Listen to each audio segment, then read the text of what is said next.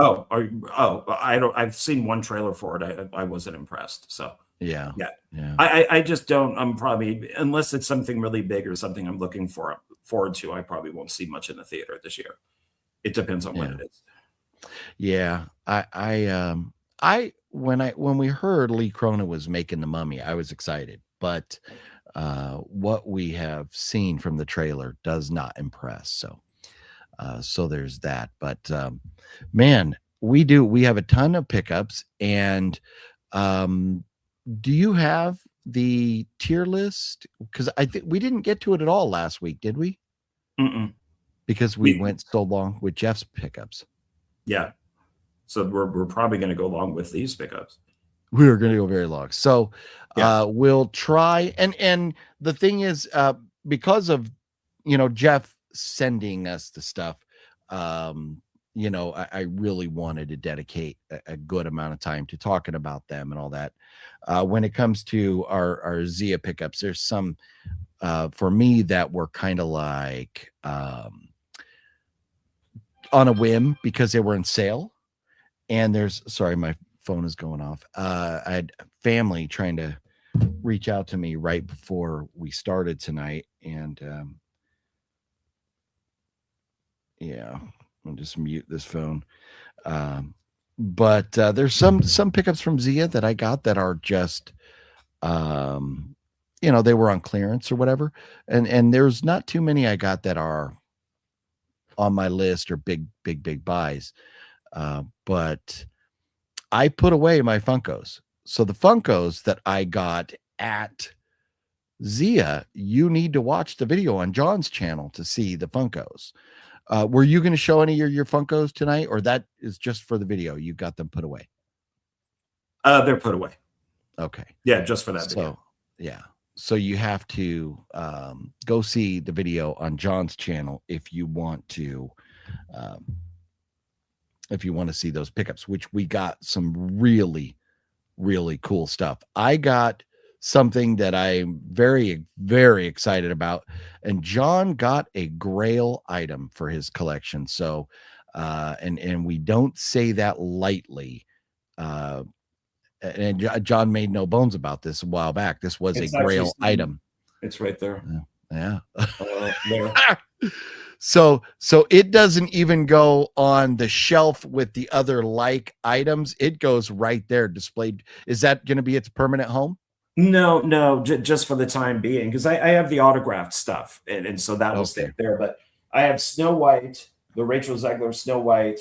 This is Barbie, and then a Western Barbie, and then Kingpin with his eye missing from Echo. So I picked 3 of the worst things possible and put them up here. So nice. Well, it was a lot of fun. We had a great time with the Funko Pop video. So if you're watching here on my channel, then definitely, John's link is down below if you're not already subscribed to him. But definitely check that video out. It was a lot of fun shooting that together. Very rarely are John and I in the same room for a video. So that was a lot of fun. That's true. Beer chugging to boot. Yes. And I did add a video to the end of it, actually. Oh, did you? I have not had a chance. Did you put it up Friday morning, I think? Yeah. I didn't tell you that it was on. I didn't know if you were going to watch it or not, but I did add after you left, I had those ones that I found on our second trip. Oh, okay. And it was after you left, I went, oh shit, I should have had him just hang out to just do these. So I quickly did a video with the ones that I found. And nice. So it's tacked on at the very end. Okay. Nice. So yeah, well, I'll have to check that out too. But yeah, I just haven't had a chance to get around to it. I saw the link come up that you had posted it, but yeah, I just hadn't got there. So was there anything else that you wanted to go over before we dive into pickups tonight? And we'll see if we can get through the pickups. And if we can, then we will try and get to the tier list after. But like John said, it might take us a while to get through these. Yeah, to let people know, I did get the Maximus 1 and 2 on DVD in the Oh, mail. So those yes. are here. So now it's just kind of getting stuff out there. Still waiting on a couple other things. I did speak to Todd, and he, anything that was missing, he's going to send to me. So so Okay, anything nice. that was promised is, people are going to get it. It might just take a little bit longer because he didn't put them in the box. He's like, oh crap, they're sitting right here. He goes, I'm sorry, I'll get them out to you as soon as I can. Yeah. And so that means, so Jeff's prize from the Wheel of Doom Yeah. will be en route soon. They're actually right there. Yeah. Very nice. Very nice. So you're going to open, take the plastic off and sign them before you. Very good. Yes. And then we'll, I'm not sure if we figured out who we're getting the other two. I think we have. But well, if we don't know, let's talk about that off. No, I know. That's why I'm not saying anything. But okay. It's all planned on who gets what, I believe. I'm just missing those two items. Gotcha. Okay. Well, let's say hello to everybody, and then we'll dive right into the pickups. Unless there was anything else. Nope, that's it. Yeah. Okay. Yeah. Tonight it's going to be another pickup heavy show. So let's say hello to everybody, and we'll get into it. Deadpool fanatic. Hello, OGP and John. Happy. Hey. Any good Easter horror movies? John, you actually said you had pulled up a list of like 13. Okay. Yeah. So we'll get through pickups, and then we will talk about some good Easter horror movies. Gail, happy Easter. And yes, I even got MVD movie haul. Nice. Yes. So Gail had mentioned that his showed up as well. Thank you, Gail. Loved it. Oh yeah. Yeah. Very nice. I am excited. We should have watched that when I was out there with you. But that's okay. We saw like 17 minutes of The Hangover. Yeah, literally. Yeah. Yeah. Let's see here. And yeah, everybody, if you would hit that thumbs up button, would appreciate that. Sean 420 was cracking. Gail watched Ben-Hur today. Very nice. Antonis, what's going on? How you doing? Happy Easter to you as well. Larry, how you doing? Happy to Easter to you. My space Tom, I think even though it's Easter, we could probably do. It's vamp time. It's probably still vamp. It's Easter vamp time, sure. Well, I mean, there are probably Easter vampires out there. They just bite bunnies and eggs. Yeah. Wouldn't that be that would be an interesting concept? I wonder if there are any Easter vampire movies that needs to be explored. I think there is Jesus Christ Vampire Hunter is out there. Very low budget type of thing, but I believe that is out like a Abraham Lincoln Vampire Hunter kind of thing, but with Jesus instead. Yeah. Funny. Mr. Bones was cracking. Happy Beaster to you as well. And Nocturno, what's up? Christian, how you doing? Hey. Did the Easter Bunny bring you guys candy this year? I got squadoosh, but that's okay because I bought myself so many damn jelly beans and Peeps. I didn't need any more. John, did the Easter Bunny visit your place? Not this week, but they did for the last two. Right. Yeah. And Elika and everybody, if hopefully you're still around, if you jumped in, and I apologize for taking so long to get to everybody here and say hello, but what happened to Drunk Stream? Drunk Stream is on hiatus. It is there, but maybe it'll come back someday. But for now, the Drunk Stream has just been put on the shelf.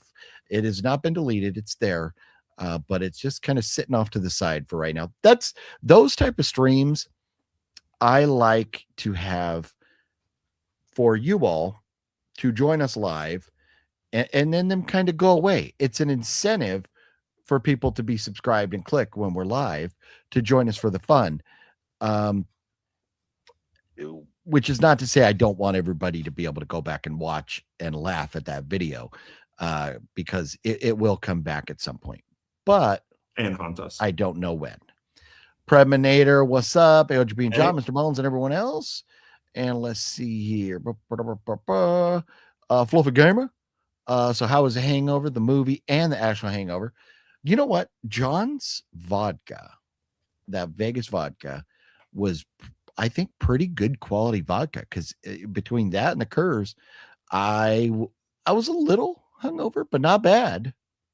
You, John, how on your rate your hangover from your worst hangover ever being a 10 to what you experienced the other day? Oh, 0.5. Okay, so nothing. Yeah, I mean, I'm always aware to take drugs, ibuprofen or aspirin or something before I go to bed.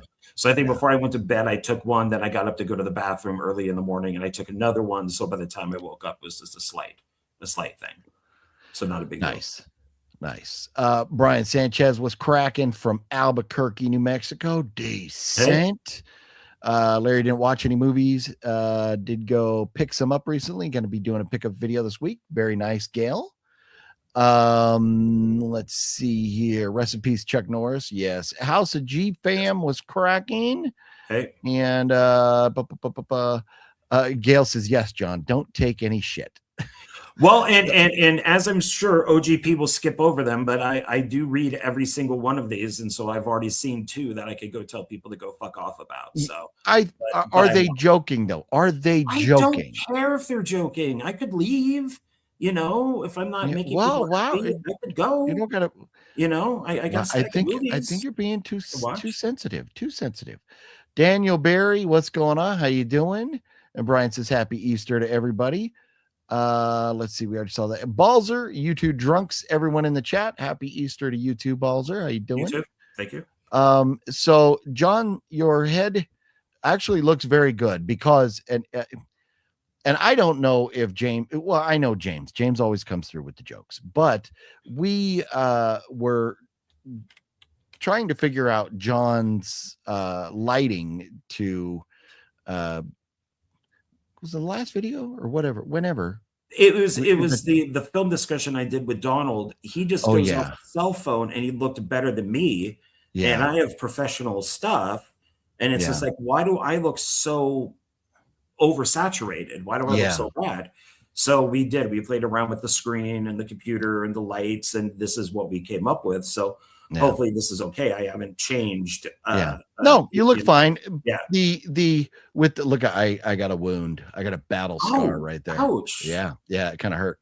But with the light coming down right above you without any diffusion, you do get a little glare. And anybody with the bald head is I'm bald. So and I don't like wearing the headset with my hat on. So it just kind of presses down on my head. So this is what it will have to be. So Yeah,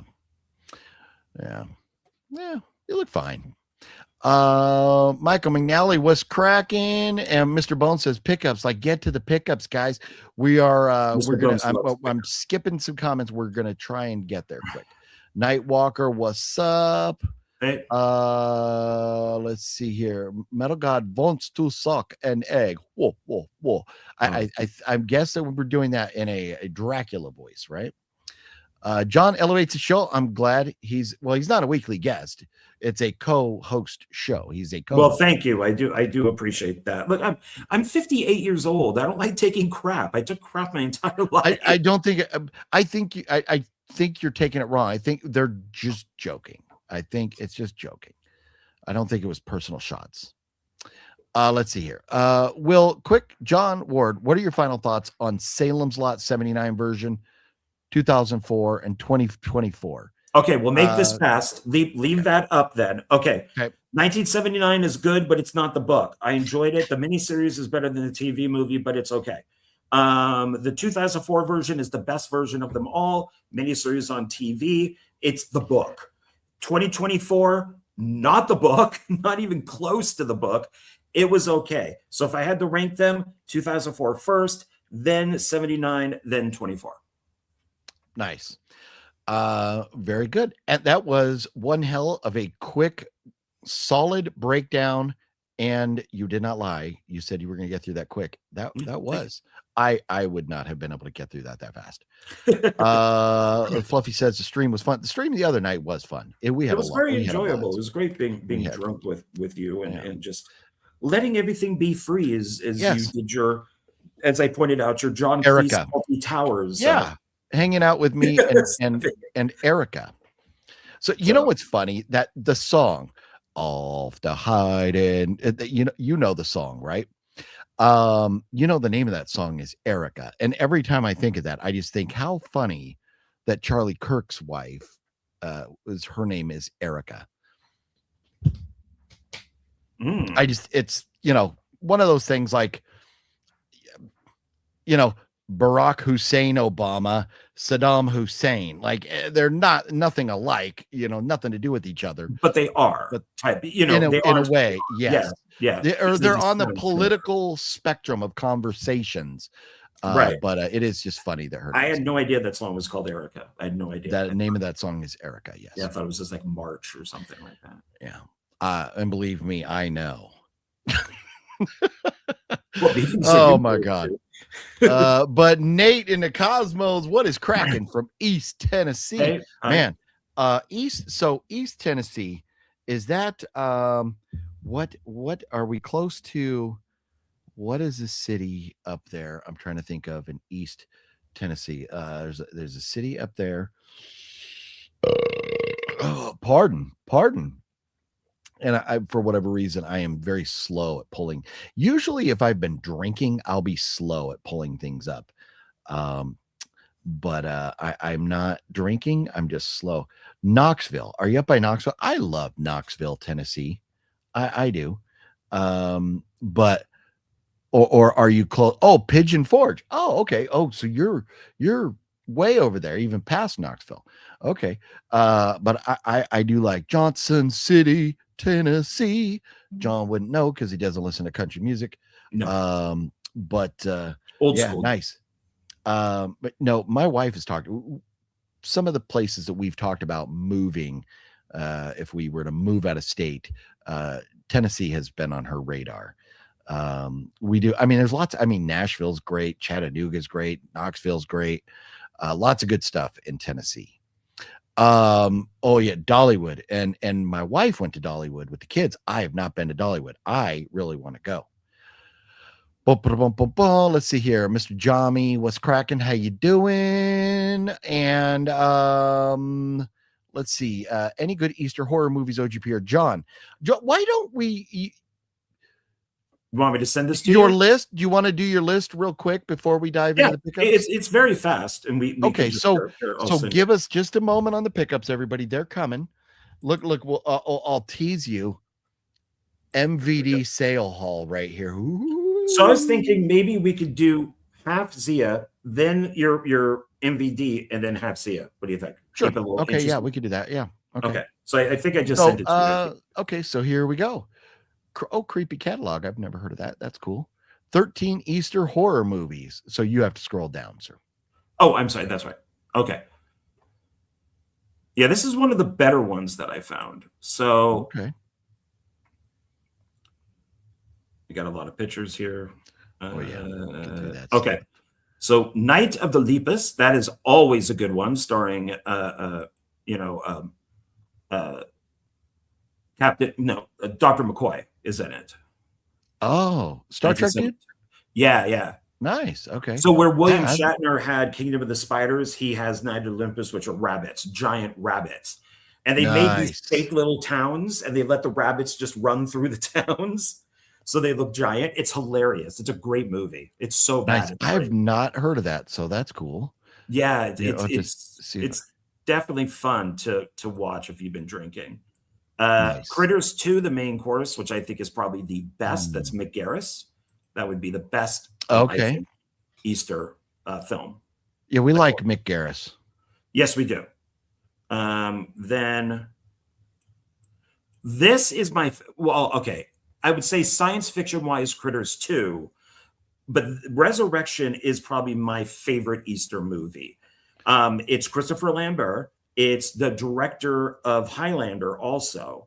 And it's Christopher Lambert plays a cop. It's like Seven. It's a cop who's chopping up it's a person who's chopping up people's bodies and making his own version of Christ because he believes that the resurrection of Christ will come through this body.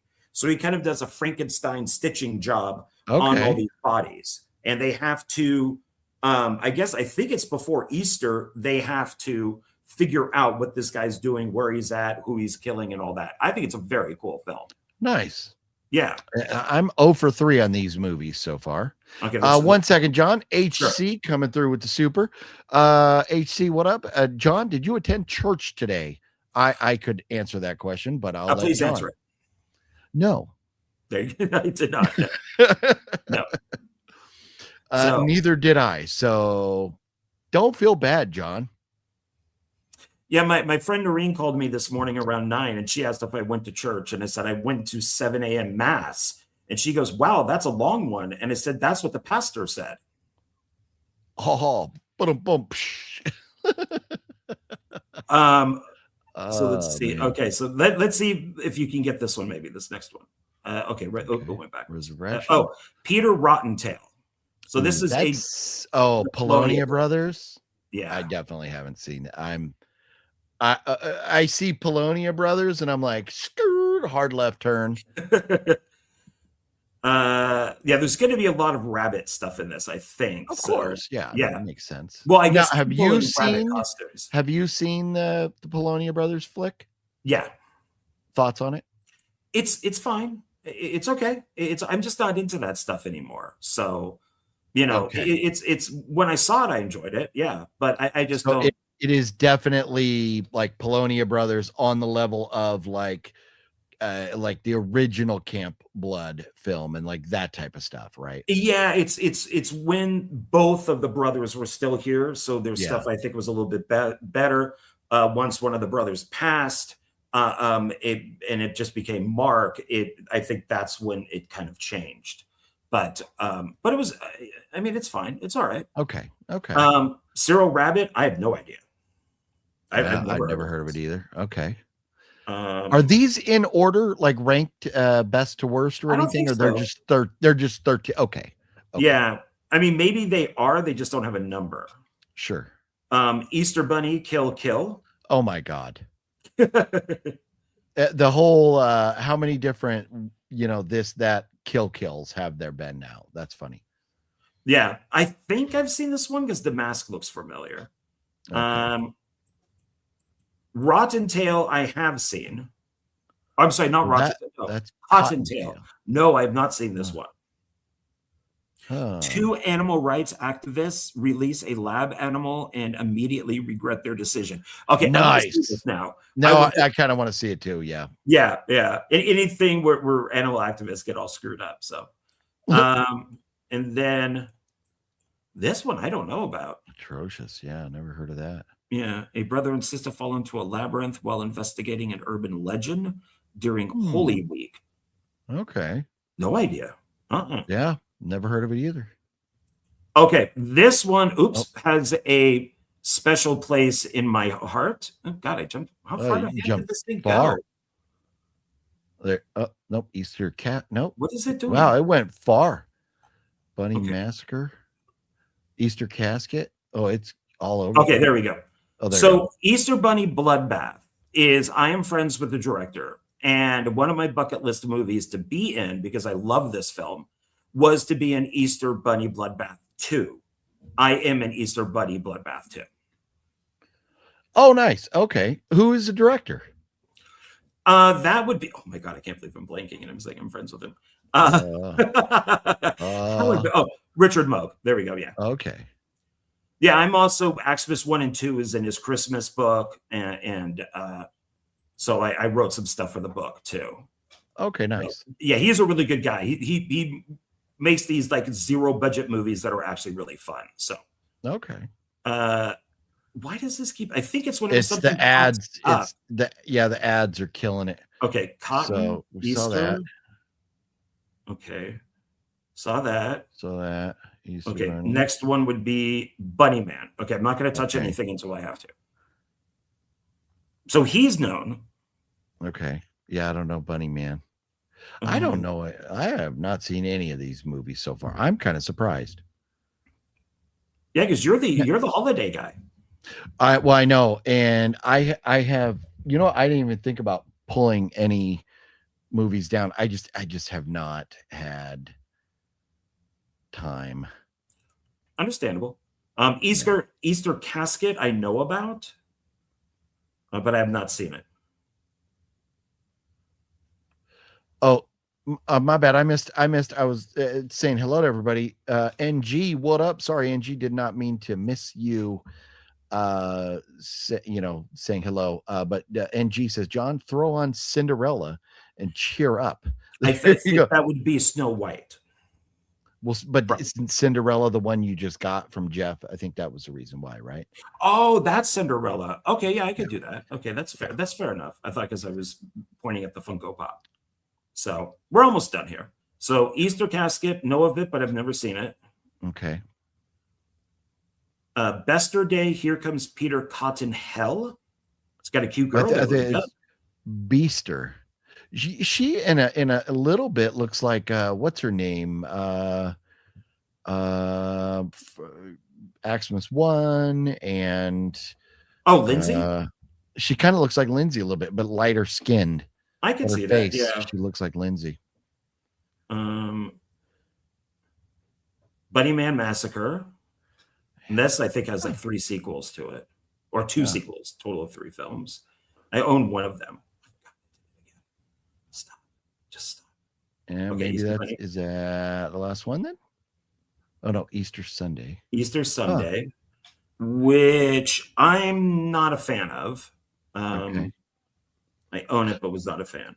This list, was this just Easter horror movies? Yeah. Okay. So it's not like indie Easter budget or Easter or low budget Easter. It's just Easter horror movies. I don't think there's really been a big budget Easter horror movie. Yeah, me either. I mean, Resurrection maybe might be the biggest. Passion of the Christ 2, but we don't have it yet. Not yet. No. This film is interesting. The night before Easter, it takes place in a storage facility, and it's a guy dressed up in a bunny suit that goes around killing people. So when Aximus came out, which was a few years later, and I had no idea this film was made, it was claimed that I ripped this movie off. And I'm like, I've never seen it, but thank you for telling me about it.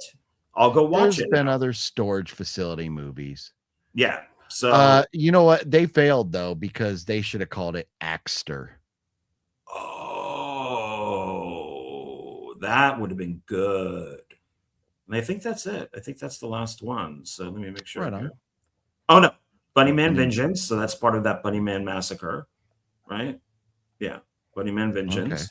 Okay, let's see if there's anything. Oh, Rotten Tail. Okay. Tail. Yeah. So I've seen Rotten Tail. I own the comic book for it. That's David C. Hayes, and I interviewed him for One Filmmaker. So Rotten Tail I enjoyed. Oh, David C. Hayes did this? Yeah, we know him. You know him too. Yeah, well, yeah, no, yeah.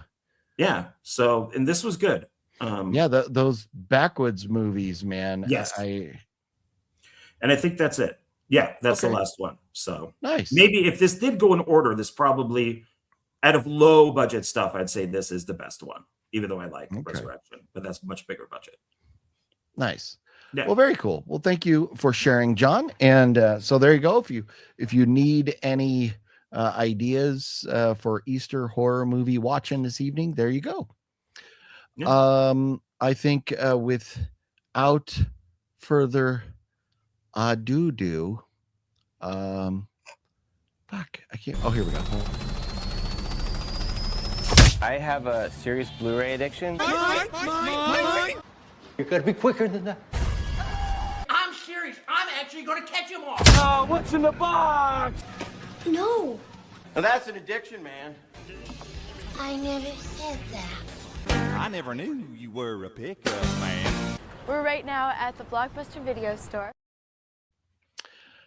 It's time to take, and of course, the dogs start barking. What's up with that? I'm feeling very bold tonight. I did get the haircut out there in Vegas, and so I don't have like the lettuce popping out the edges here. You don't want to shine like me? I mean, I probably could if I turn the light over here. Oh wow! Yeah, I look like I'm on the surface of the moon. So, John, have you been keeping up with our astronauts? In a way, yes. 2 of them destroyed woke reporters, and I loved it. Oh, that's funny. Yeah. But yes, I have been following it a little bit, but my news pops up because it's people talking about how dumb, some people are. And so they played two of the astronauts talking about stuff, and it was quite fun. So, but it's pretty cool.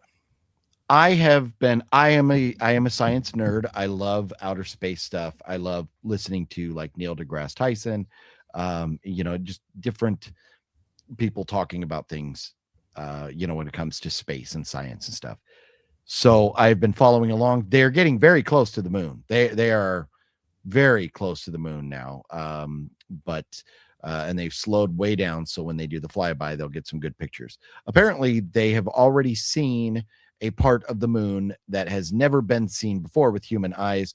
So apparently in the Apollo missions, they didn't go in the part of the orbit or whatever that they're doing now. But it's exciting. I am excited. I do think it's very funny though. And I wonder if there was any intent on launching this ship to the moon on April Fool's Day, because you have all the conspiracy theorists that say we never went to the moon. This is all fake. There, even as far as there is no outer space, it's all like a hologram or whatever. And then NASA decides to send a ship to the moon on April Fool's. So, well, you didn't see their video where the camera accidentally went up to the warehouse and then quickly went back down again? Oh, I missed that. Yeah. So they're here. They're probably in Arizona or something filming all Yeah, right. Yeah, exactly. I'm walking on the moon. Yeah. See, we're really here. But I am not a conspiracy theorist. I really believe they're floating around out there in space, and I'm a little bit jelly because I would love to go to the moon. Just to kind of look back at Earth. I think it would be cool. But anyways, I should have done a poll. Do you think they're really out there, or do you think they're not? Anyways, it's just a very I've seen Capricorn 1 choice. I know these things. They FaceTime from space. No, and NG, I know, like they could FaceTime and they say they're in space, but maybe they're just, really in a warehouse, like John said. They're in a studio. If you can have Brad Pitt and Tom Cruise fight each other on top of a building and it looks exactly like them, you could fake that very easily. Yeah. But I do not believe it's faked. Do you have a firm opinion whether are you a conspiracy theorist that says they're not in space, or do you believe they're actually out there?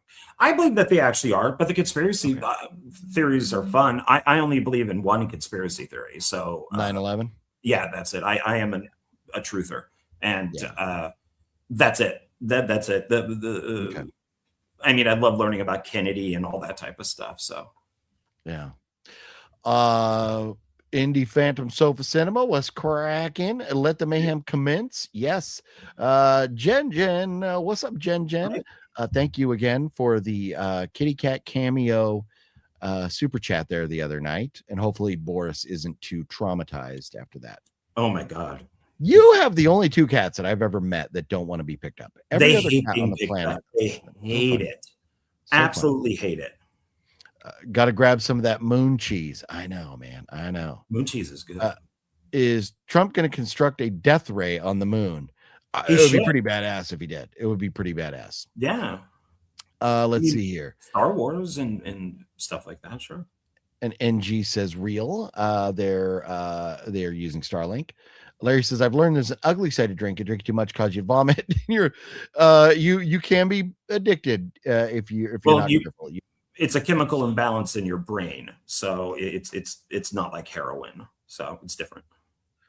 The moon landing being live broadcast Earth 1969 is where they lose me. We can barely get a live stream from Earth.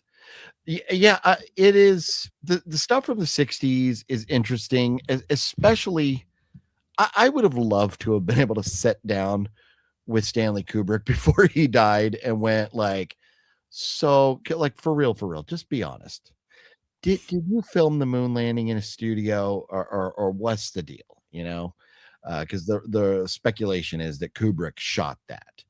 Well, yeah. Well, he worked for the military. He shot a ton of military promos yeah. that were sent to the troops and that were shown in the theaters. So he worked with the government and in the military and all that stuff. Yeah. So maybe. Yeah, never know. Never know.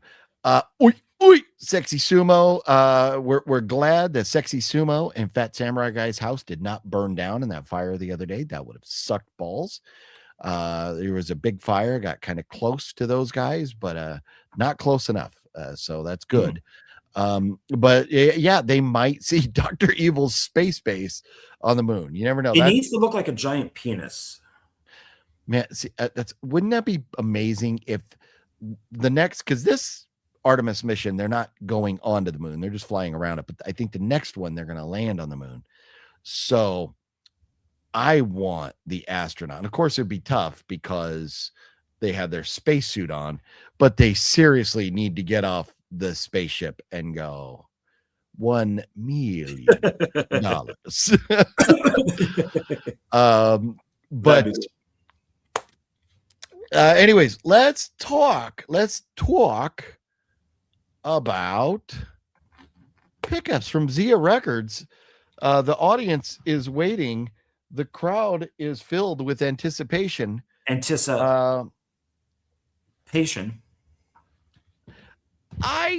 So one of the pickups I bought, I put on already. And I am so disappointed with the picture quality. And it made me go like, you know what? I might jump on Jeff's bandwagon and stop buying DVDs altogether. I don't know if this movie is available on Blu-ray or not. I'm sure it is.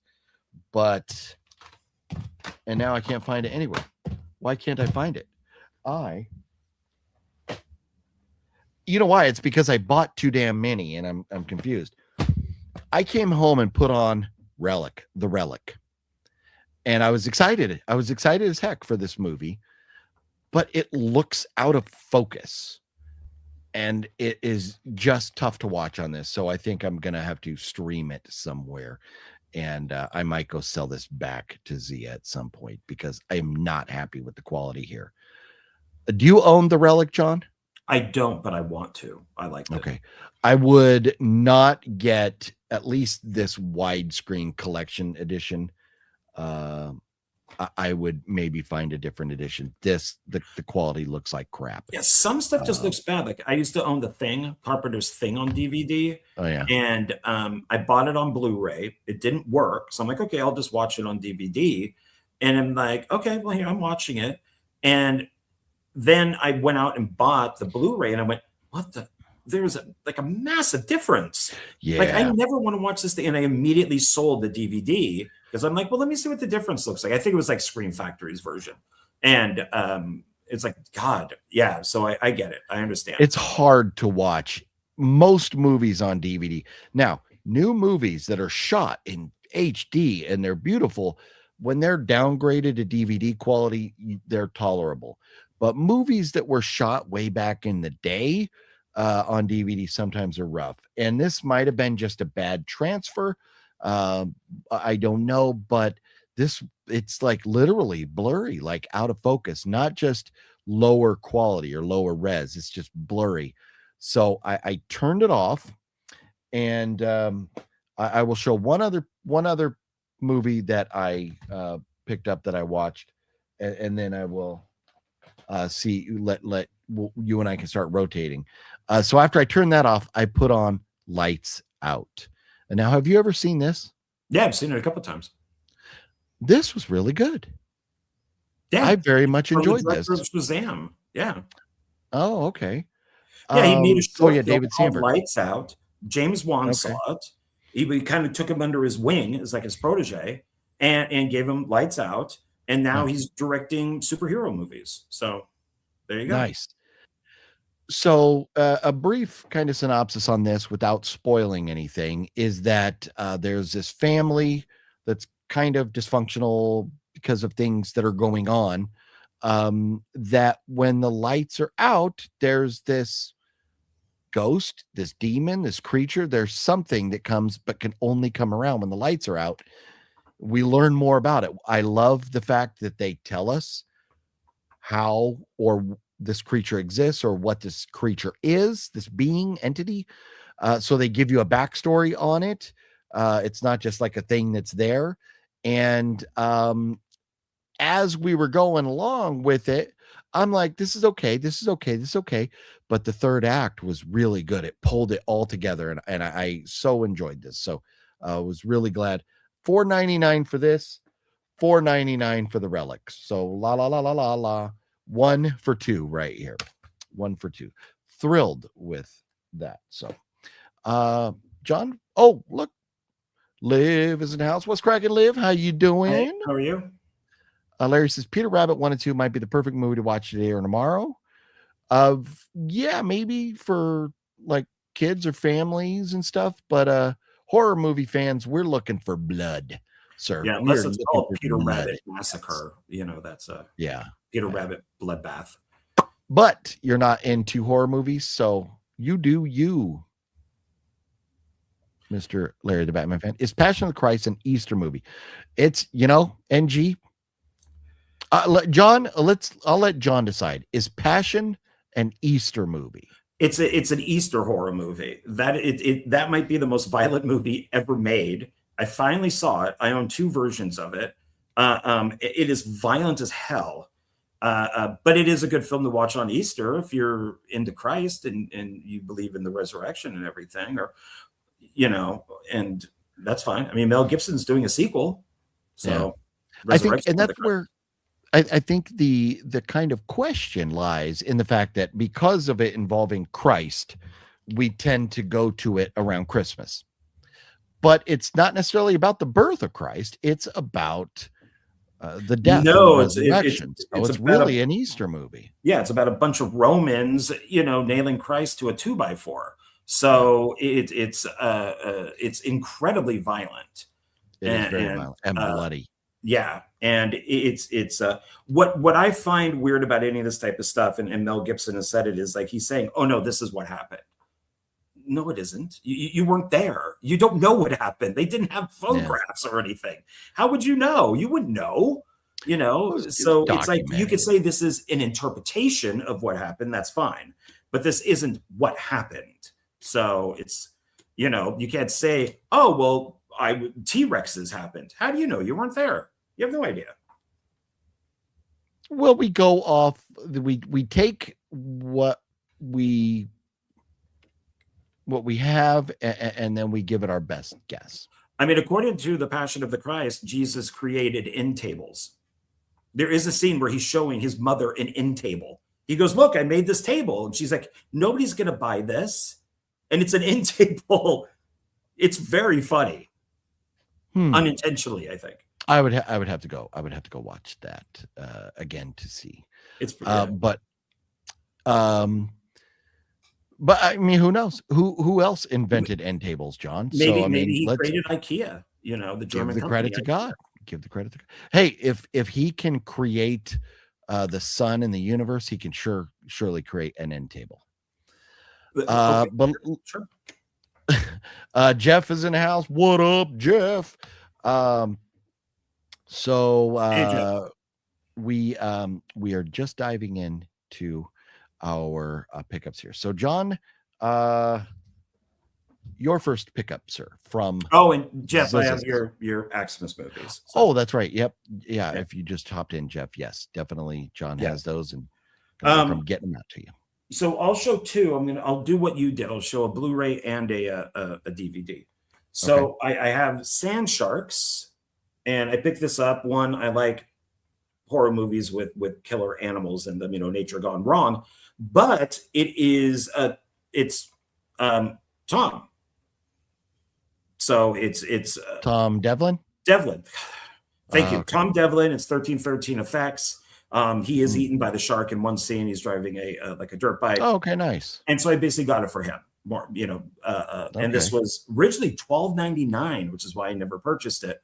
And then they brought it down to $6.99. It's like, okay, I could do half off. That's fine. Yeah. So, for Tom, yeah.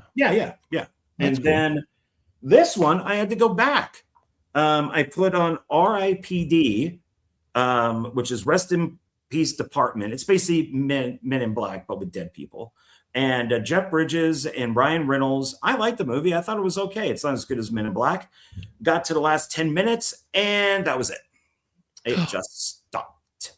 Uh-oh. And then I looked at the DVD, and apparently this was never checked because there was food on it. Oh, no. And I tried to clean the food off, but I couldn't get all of it off, so it wouldn't play. So I had to take it back and tell them, And Zia swapped it out for you? Yeah, they were cool with it. Oh, good.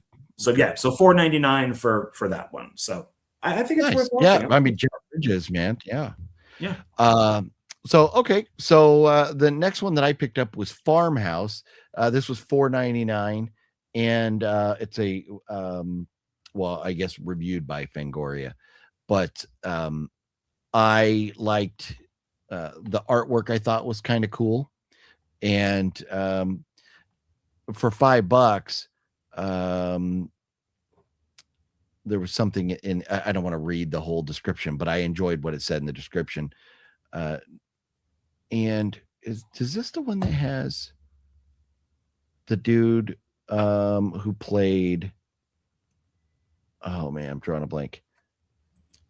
Who played the bad Hannibal Lecter? Or not? God dang it, the bad Jack Torrance. I think is that him in this? Jack Weber. Steven Weber.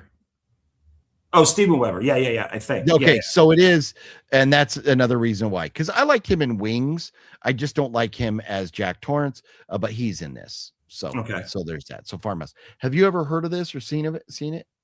No, maybe the cover, but that's about it. Steven Weber, Kelly Hu. But yeah, it was $5. So I thought I would roll the dice on it. Okay. I will go Blu-ray again to kind of even them out. Well, along with RIPD, I got RIPD 2, which I've heard is awful, but I picked it up anyways. I don't know. Maybe I'll like it. It looks like it's a Western. And does it have anybody in it that we would know? Absolutely not. So, it looks like future stuff with Western stuff. So Rise of the Damned, RIPD 2, Rest in Peace 2. Or Rest in Peace Department 2. Oh, so and that was $8.99, which kind of hurt since the good one was $4.99. Yeah. Oh, yeah. But sometimes if they're more rare, even if they're not as good, the price is higher. Sure. So for my next, I picked up Urban Legend, which now I'm like, I should have just waited and got on Blu-ray after The Relic, as bad as upset as I was about that. I don't know if Urban Legends 2 has a Blu-ray. It probably does. And then Urban Legends Bloody Mary probably doesn't have a Blu-ray. But I wanted the franchise. John, I'd only ever seen the original one, and John mentioned the others. So I was like, well, I'd like to see them. And we're talking horror franchises. So they were all $4.99. So $15 for all three. And I hope the quality's good. Yeah. I own all of them on DVD, and I think they look fine. So, okay. But I've never seen them on Blu-ray, so I don't know. Okay. Urban Legend's good enough. It should be on Blu-ray, I think. It probably is. Another Blu-ray would be Nicolas Cage in Seeking Truth, which also has January Jones and Guy Pearce. So I don't think I own this. Is that in the Nicolas Cage phase where he was doing anything to make money? Do you expect it to be good, or is it going to be cheesy, do you think? Well, it does say Nicolas Cage and January Jones are a dynamite fit. So there you go. Maybe it is directed by Roger Donaldson, who did Cocktail with Tom Cruise. He did some other. Oh, okay. So that's a positive. It at least has a real director on it. So I don't know. Yeah. I do Jennifer Carpenter. Let me see the cover again. But I do think it was during that phase that he was trying to pay back the IRS. Probably, yeah. Okay. Yeah. But and a good director. Jennifer Carpenter is great. I mean, it sounds like it has potential. Yeah. And it was $6.99. I got it for $3.99. So not bad. Not bad at all. And Gail says, yes, Urban Legends on Blu-ray. Nocturnal says, I believe there's a box set for him. Oh, that's right. I think I do own them back here. Yeah, but the third one is not. Yeah. Okay.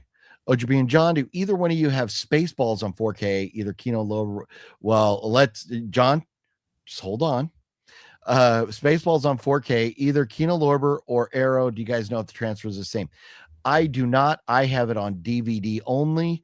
And John, tell them how you feel about Spaceballs. I did not like it. I think it's one of his better later movies, Mel Brooks, but it was the downfall. It was the start of the downfall of Mel Brooks. His last good movie was History of the World Part 1. So yeah, did not like Spaceballs. I love Spaceballs. I love it. It's one of my favorite Mel Brooks movies. A lot of people do. Laugh my ass off. Yeah. Two different views.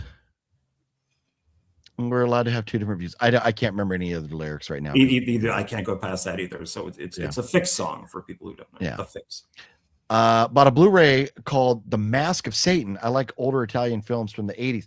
It's funny. I saw The Mask of Satan at Zia the other day, but The Mask of Satan at Zia was like, they wanted a lot. I don't remember, like 20 something or $30. And I was like, I'm going to roll. But Jeff, is it good? Should I break down and buy? Okay. Yeah. Nice. Yeah. If it's the one I'm thinking of. OGB, last Sunday when I gave you $50 super chat, you asked me if I had the Axis movies. I said no. That's where they were going. John, yep. Antonis, I do. I want to send you Axis movies. That's right. So yes, Antonis, yes. Thank you for reminding me, Antonis. Glad you finally watched Lights Out. That's a good one. Oh, okay. So the Fluffy Gamer knows all about it. Nocturnal says, John, go comb the desert. that scene is so dumb, but I love that scene. When they ask him, have you found anything? And the black guy turns and goes, we ain't found shit. That I liked. That I thought was funny. No, It has its moments. And I even worked at the movie theater where George Lucas came in to watch it. And we let him in for free because he's like, we can't have you pay for something that's spoofing your movies. And he walked out and we asked, this is with Cliff, and we said, what'd you think of it? And he goes, it was cute. And he just continued walking. That's funny. Roger Donaldson also directed GoldenEye. That is incorrect. Martin Campbell directed GoldenEye. I wouldn't know. John knows his. Was there a remake of GoldenEye? No. Or is the Bond no. just Martin Campbell is kind of like a go-to guy. He's kind of unknown, but he is a go-to guy for action. A lot of critics like him. So yeah. Fluffy. I tried to watch Apocalypto and I just was bored as shit, so I turned it off. That was a while back. Have you seen Apocalypto, John? I own it, but I haven't watched it yet. Okay. I just couldn't get into it. I've heard it's violent as hell. Well, that's why I wanted to see it, but I didn't give a shit. I was bored. Okay, so then I did Farmhouse. Then did you do one after I did Farmhouse? I did Seeking Justice. Yes, so it's you. I think Seeking Justice was the last one. Okay, so the next one I got was Headspace. It says the director's cut, and it's a good picture. I've never heard of it though. Yeah, it's like a what do you call it? An X-ray of a skull, but there's hands in there trying to get out. Oh, that's so it's kind of cool. So I like the artwork. And it's an MVD movie. This is not from my MVD haul. Just happens to be an MVD movie that apparently won some awards somewhere. But I don't know much else about it. Directed by Andrew Vandenhouten. So I don't know, but Headspace, you would imagine it's kind of crazy. The words are so small, I can't even begin to read it. So and it looks huge. $5. The description is like that long.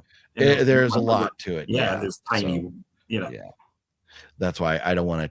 Like, I would break out my magnifying glass and trying to read, but no reversible artwork though.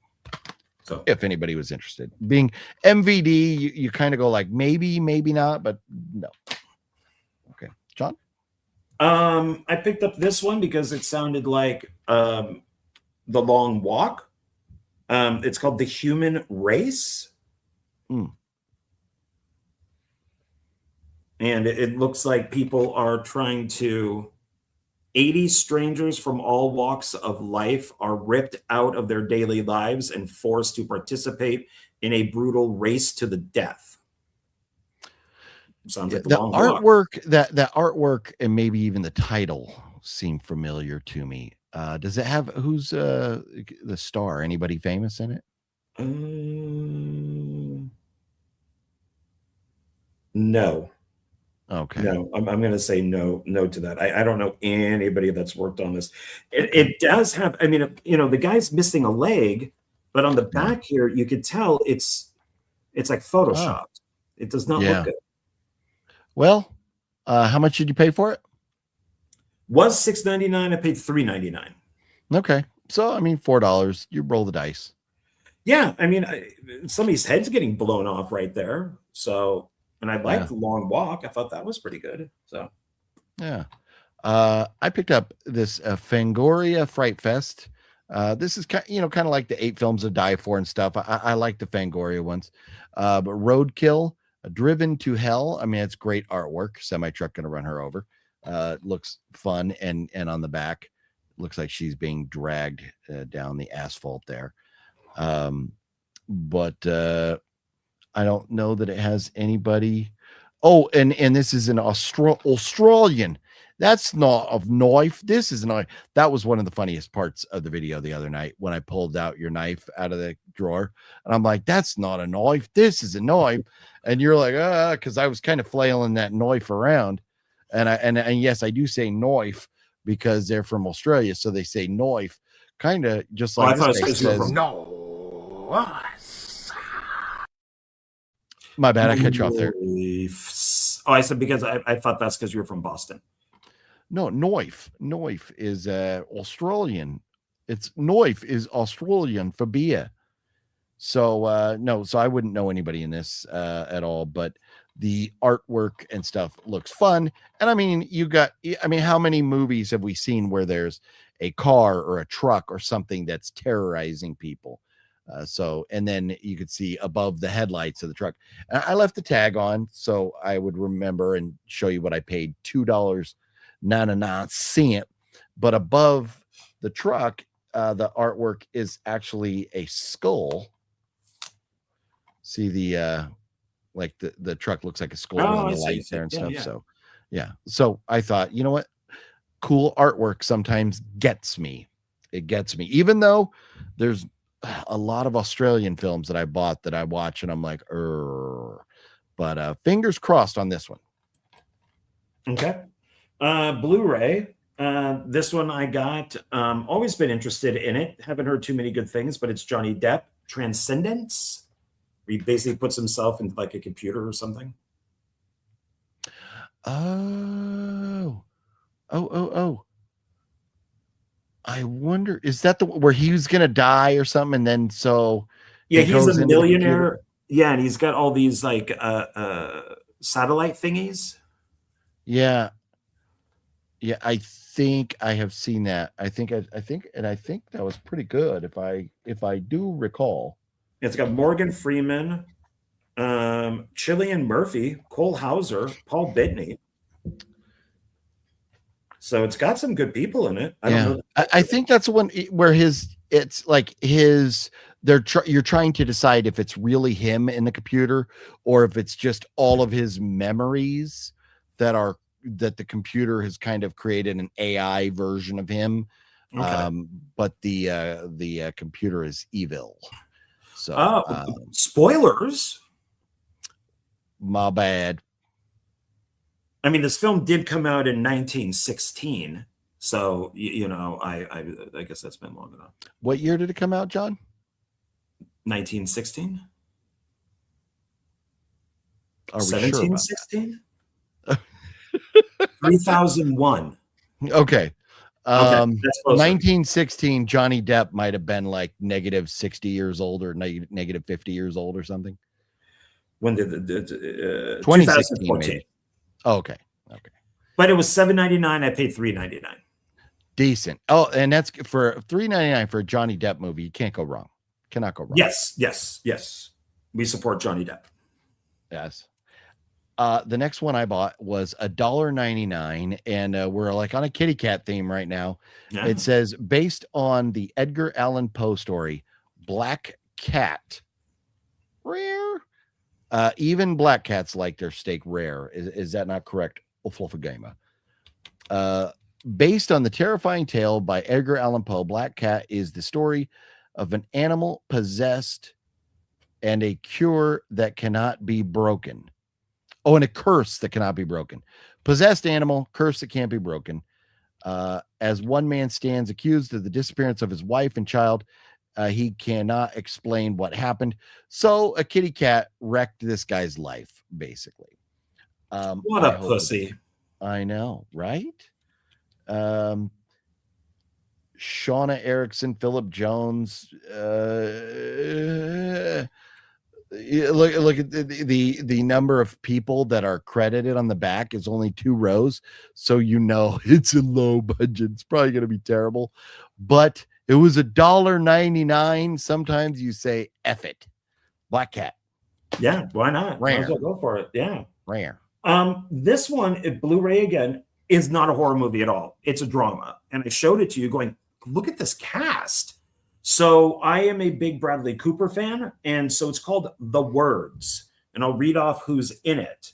So it's Bradley Cooper, Jeremy Irons, Dennis Quaid, Olivia Wilde, and Zoe Zandela. That is a great cast. Yeah. What genre is it? I think it's just drama. Oh, okay. There's more than one way to take a life. Oh, it's a romantic thriller. A compelling, profound, and very moving romantic thriller. Okay. I could probably get behind that.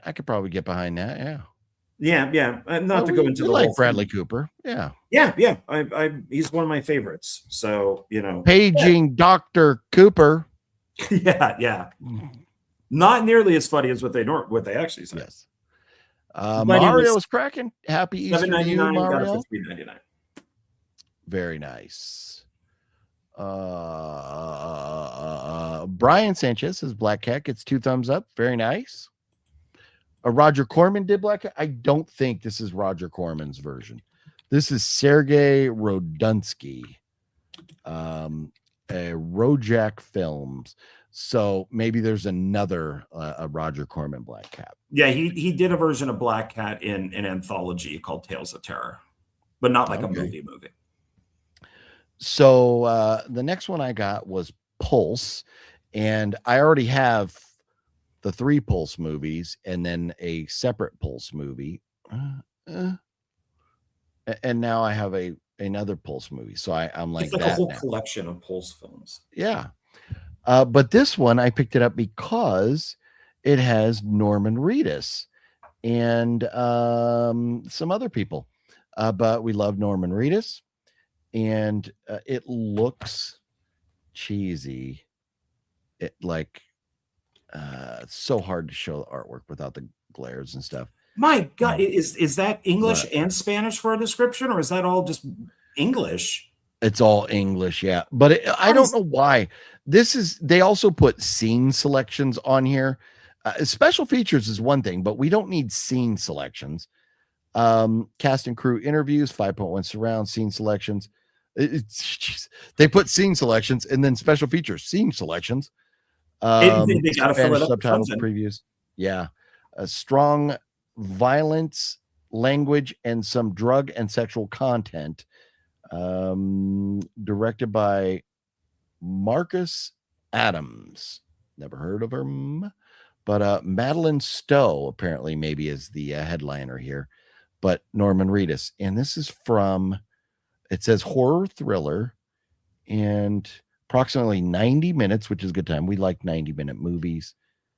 And all the information they put, they did not go with a year that this came out, but I'm guessing it's young Norman Reedus, so it's probably a good 20 years old. But There's that Pulse. Antonis coming through with the $10 super chat. You rock, good sir. What are some of your Easter memories you guys have from when you were kids? Well, I don't want to dive too far into that right now because we have a lot of pickups to get to still. But how about we'll share an Easter memory? John, do you have a prominent Easter memory that you can go to, or do you need a moment to think about him? Jeremy Irons is in this too. Who is he? The words. Jeremy Irons, the actor, Jeremy Irons. That is my question. Who is he? You look him up. He's been in like 10,000 movies. You would know him if you saw him. Okay. But it sounds interesting. It sounds like he killed somebody to write a novel, and now his conscience is coming. It sounds interesting. I may have to watch this later on. Nice. Easter memory would be, I didn't know that I was picking up Easter eggs that actually had different colored paint on them because they were dog poop. This is for real? No, it's not. Oh.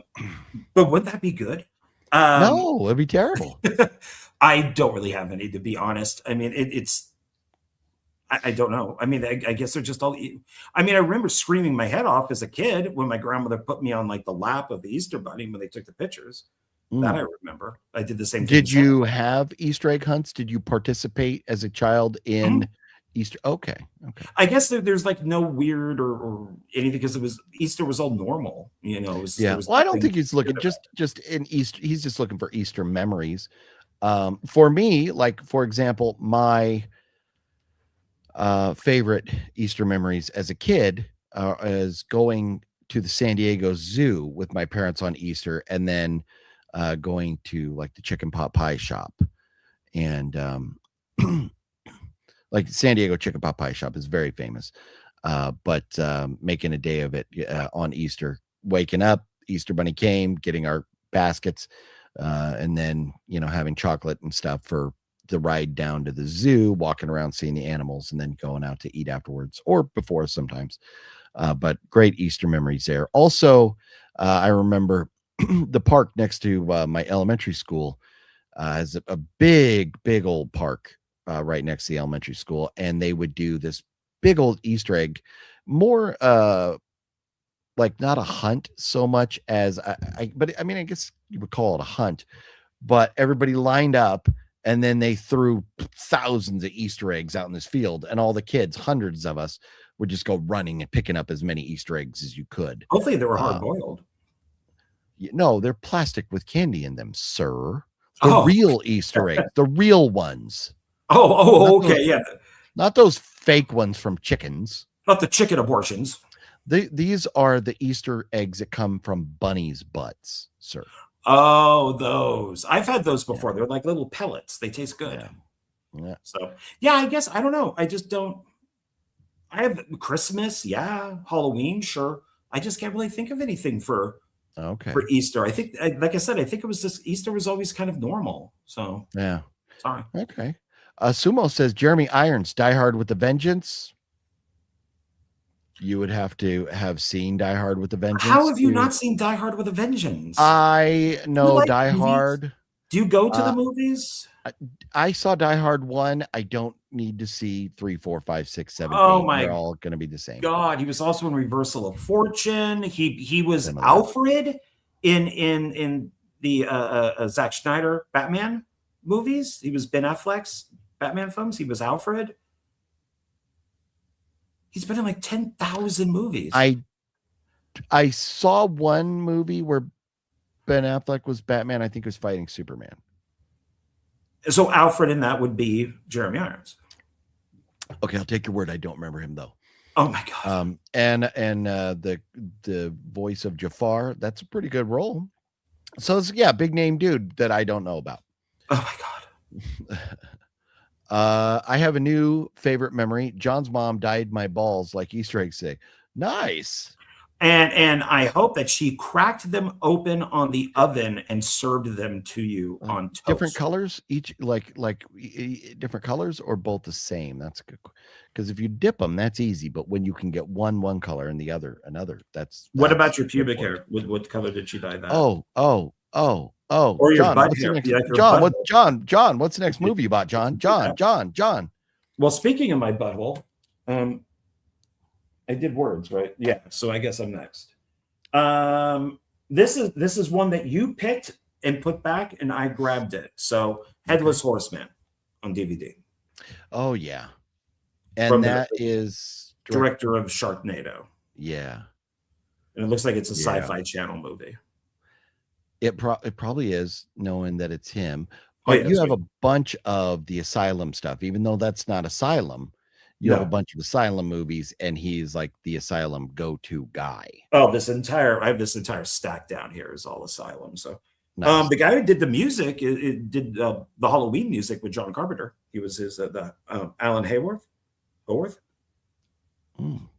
So Carpenter did music with him from about like Halloween 2 on. Okay. So it was like Sun took over. But Nice.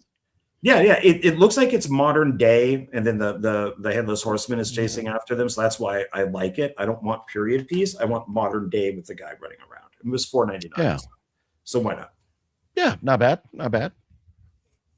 So this one I got because we've watched a lot of movies that are similar to this recently, and this is Sorority House. Yes. We like the sorority girls, and the like Black Christmas and all these type of films. When we have a killer and a bunch of girls in a house, they always seem to be fun.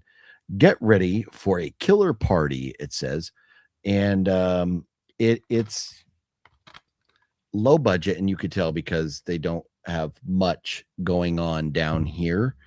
And I think it's probably pretty self-explanatory. You have a killer, which looks like she's wearing a skirt.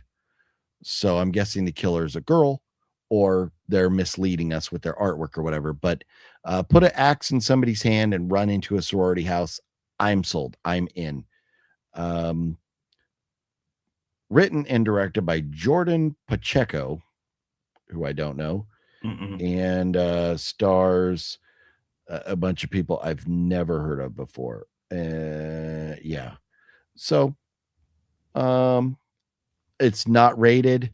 So, yeah, I mean, and obviously, come on, this was straight to DVD. We know that.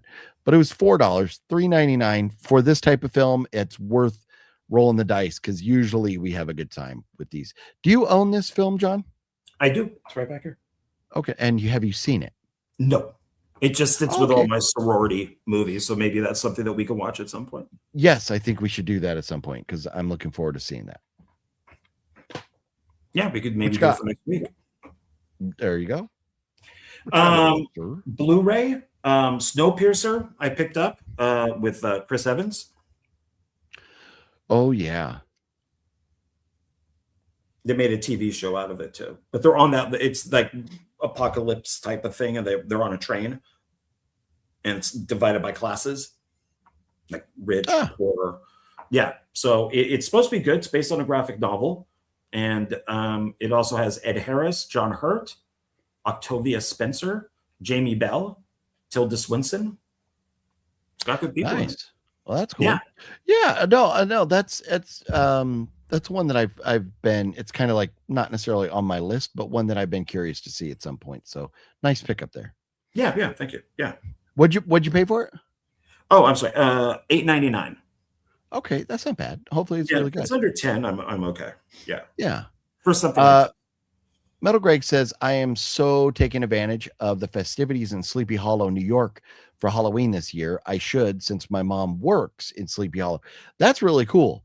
And so Sleepy Hollow is on my list. I've been to Salem, Massachusetts for Halloween. I definitely want to go to Sleepy Hollow. I just want to go to Sleepy Hollow in general. But I would love to get there for Halloween. Brian says, Jeremy Irons, spoilers. He played Magi and something Dungeons and Dragons. I don't know. I've never seen Dungeons and Dragons. Brian, John, are you familiar with the 2000 Dungeons and Dragons film? Yeah, he's the best thing in it. It's not a great movie, but he's the best thing in it. Okay, nice. OGB can't believe you went to Vegas. Didn't catch the Micromania Wrestling. They have a permanent spot there. It's one of the best. Oh, well, maybe we'll try to check that out at some point. I basically all we did was Zia Records, and eat, and drink. And drink. That was the extent of it. Yeah. Yeah. So didn't go anywhere or do much in the way of any of that stuff. But I did not know that, and I will have to look into that. Sumo, thank you for that. Poor Pretty Eddie was $1.99, and this says DVD movie premiere. Oh, wow. But it's you got a guy with a knife, a Looks knife. like your sorority robe or your sorority. It does kind of, yeah. But he's in front of a motel, which it says motel, and there's a car overheating. So there's people probably stranded at a motel, and they're probably going to go dead. With Slim Pickens, somebody's real name is Slim Pickens, huh? Well, that's a country singer, Slim Pickens. Is it? I've never heard of Slim Pickens. Yeah. But it says an unexpected pit stop becomes a horrifying nightmare for famous jazz singer Liz Weatherly when her car breaks down while on vacation, stranded in a small southern town. Why it got to be the South, man? That's messed up. Stranded in a small southern town, she takes a room at a lodge run by the unbalanced Bertha. We love unbalanced Berthas. Aren't all Berthas unbalanced? I mean, like if your name is Bertha, you pretty much got to be off your rocker, right? Yeah, you could thank your parents for that. Yeah. Let's see. So Bertha and her kept assistant Eddie falling in love with her. So far, I'm not getting what the cover says. I don't know either. Yeah, falling. Eddie's obsession spirals out of control. Oh, so Eddie falls in love with the girl, Liz, who breaks down. Eddie seems like he's kept, so he's probably mentally out of it, or like a kept man. Yeah, like he's maybe a little cuckoo or something. Maybe he's slothish. But she's scrambling to save her life because these crazy people at this motel. Oh, did you say Slim Pickens? Slim Pickens is what it says. Yeah. Oh, okay. I'm thinking of the country singer, some like Whitman or something. Yeah. Gail, Slim Pickens. Yeah, was in Dr. Strangelove. Yes, that's correct. Okay. Yeah, he's great. Sumo, I have not been to Book Off. Nobody ever wants to go with me to Book Off. Everybody's either working or broke. And I don't want to go all the way over there by myself. But I've not been to that book. I know Book Off's been open for like 2 years and I still haven't gone yet. Fluffy's been there and I haven't been there. Snowpiercer is great, says Liv. There you go. I was worried John was going to be found in 3 different dumpsters while watching the Vegas stream. The OGP was going to lose his mind, and John was going to get chopped up. Oddly enough, when I was born, I was found in a few different dumpsters. My mom threw me in them. So she threw you in one, and they found you and gave you back to her. So then she threw you in another one. Yeah, wow. Yeah, literally a dumpster baby. Yeah. Well, hey. Luckily there was food and drink in there. Oh. You're lucky you didn't turn out like a Toxie, the Toxic Avenger, like ingesting all that stuff. Yeah. Well, Slim Pickens was in Texas Chainsaw 74 too. Okay, so there's somebody of kind of sort of semi-fame in this. So I always have to look these things up. Okay. Well then, since I have way more pickups than you, I'll share my next one while you look him up. Disturbing Behavior, been on my list. John, I got Disturbing Behavior. This is MVD, not from my MVD sale pickups. But I needed Disturbing Behavior. Katie Holmes. We love Katie Holmes. And you know what? I was in Zia and I was like, man, I want Disturbing Behavior. It's $15.99. I don't know if I should get it or not, but I don't want to wait anymore to get Disturbing Behavior. So I thought, since I don't want to wait, I would just buy this because Katie Holmes is in it, and we love movies with Katie Holmes, and when you see them, I don't want to wait to buy them later on. So I bought Disturbing Behavior right then. Do you like Disturbing Behavior, John Ward? Yes. Did you get my reference, John Ward? Yes, I do. That's a Dawson's Creek reference. That yes. I did not want to wait. Yeah. So there it is. There it is. Well, they do that reference in Urban Legend. When They Pacey's in the car and he's going out with a girl, he turns the car on and I don't want to wait, comes on the radio and he goes, and he turns it off. Yes. No, I love that reference to it. And I love the in the Scary Movie when Dawson climbs up into the window and goes like, oh, wrong set. Everybody loves Dawson's Creek aside from John Ward. Although I did force John Ward. I didn't really force him. You kind of did it out of your own fruition when we put on the Friday the 13th episode at your place. So I know you have seen at least one full episode of Dawson's Creek. I saw the first season of Dawson's Creek. I was a big Kevin Williamson fan, and I just got kind of bored with it, so I just turned it off.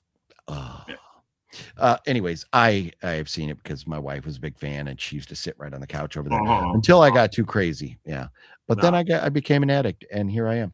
But Disturbing Behavior, and it does have the poster inside still, so there's that. That's very nice, and the irreversible artwork. Nice. Yeah.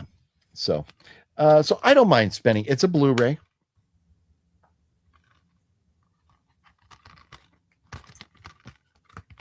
You put it in a disc and then you play it and you watch a movie on a big screen.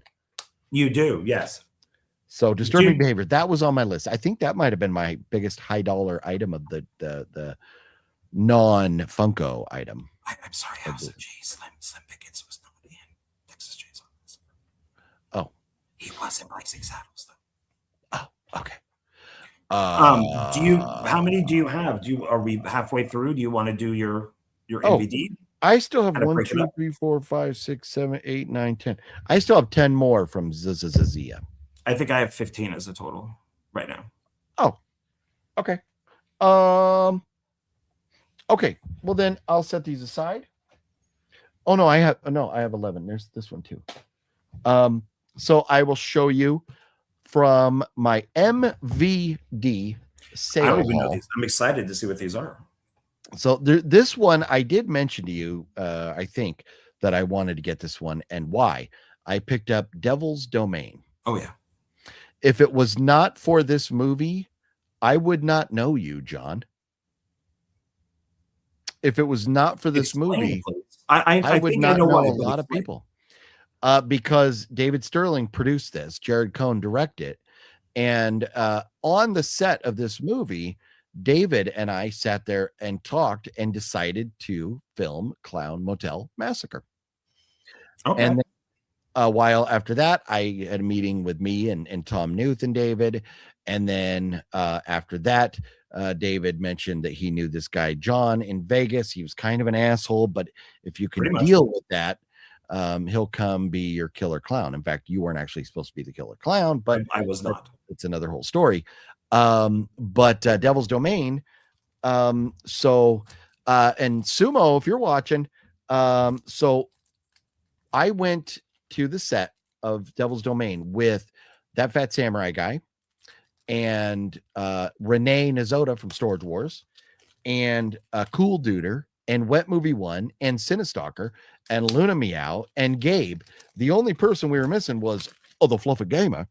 I think Fluffy Gamer had to work that night or something, but we were all there for this party scene, which was very funny because the party scene went and filmed after 10 o'clock at night, and there was a noise ordinance. So then everybody in this big party had to pretend like they were dancing or had to dance to music they pretended they were listening to because they couldn't play the music anymore. But I went to set another day with Chauncey Phillips, Cool Duder, and did an interview, behind the scenes stuff with Jared Cohn. He was great, where they shot part of it at a school.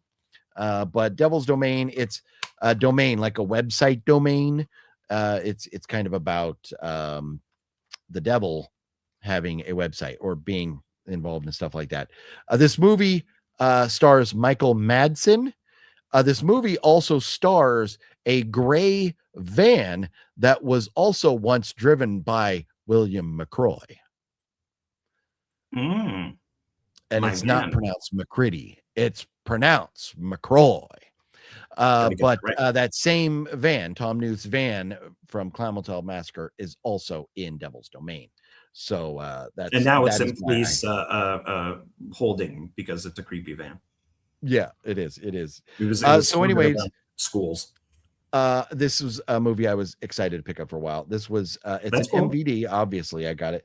But from Cleopatra Entertainment. So very happy to get that. Yeah. John, you had mentioned this, and this is a movie that I love because I am a fucking psychopath. And they did have it, and I don't remember what I paid for all these, but not much. My Friend Dahmer. Oh yeah, I have that one. Great film. And so I have 18 movies from MVD here that with tax and shipping was free, but 18 movies with tax came out to like $83. So they were all pretty darn cheap. But My Friend Dahmer. Sweet. And then VHS Massacre. I know of it. And let's see here. Thomas Edward Seymour and Kenneth Powell directed it. It's a Lloyd Kaufman. I have a lot of trauma films in this collection here, in these pickups. So it's a trauma flick. Okay. With featuring Greg Sestero, Debbie Rochon, John Bloom, Lloyd Kaufman, James Wynn. So VHS Massacre, cult films, and the decline of physical media. And James Wynn directed Saw. I wonder if this is a documentary on it. But anyways, I like the artwork, and I was looking for, it was cheap, and so that's probably why I bought it. Okay, cool. Then another one here that the artwork looked very cool, a Synapse film, The Undertaker. Know of it. Like that artwork. That's a good artwork. And so directed by, even though I'm wearing glasses, I still, oh man, look at my eyeball. Looks like the dude from Top Secret. Office Space.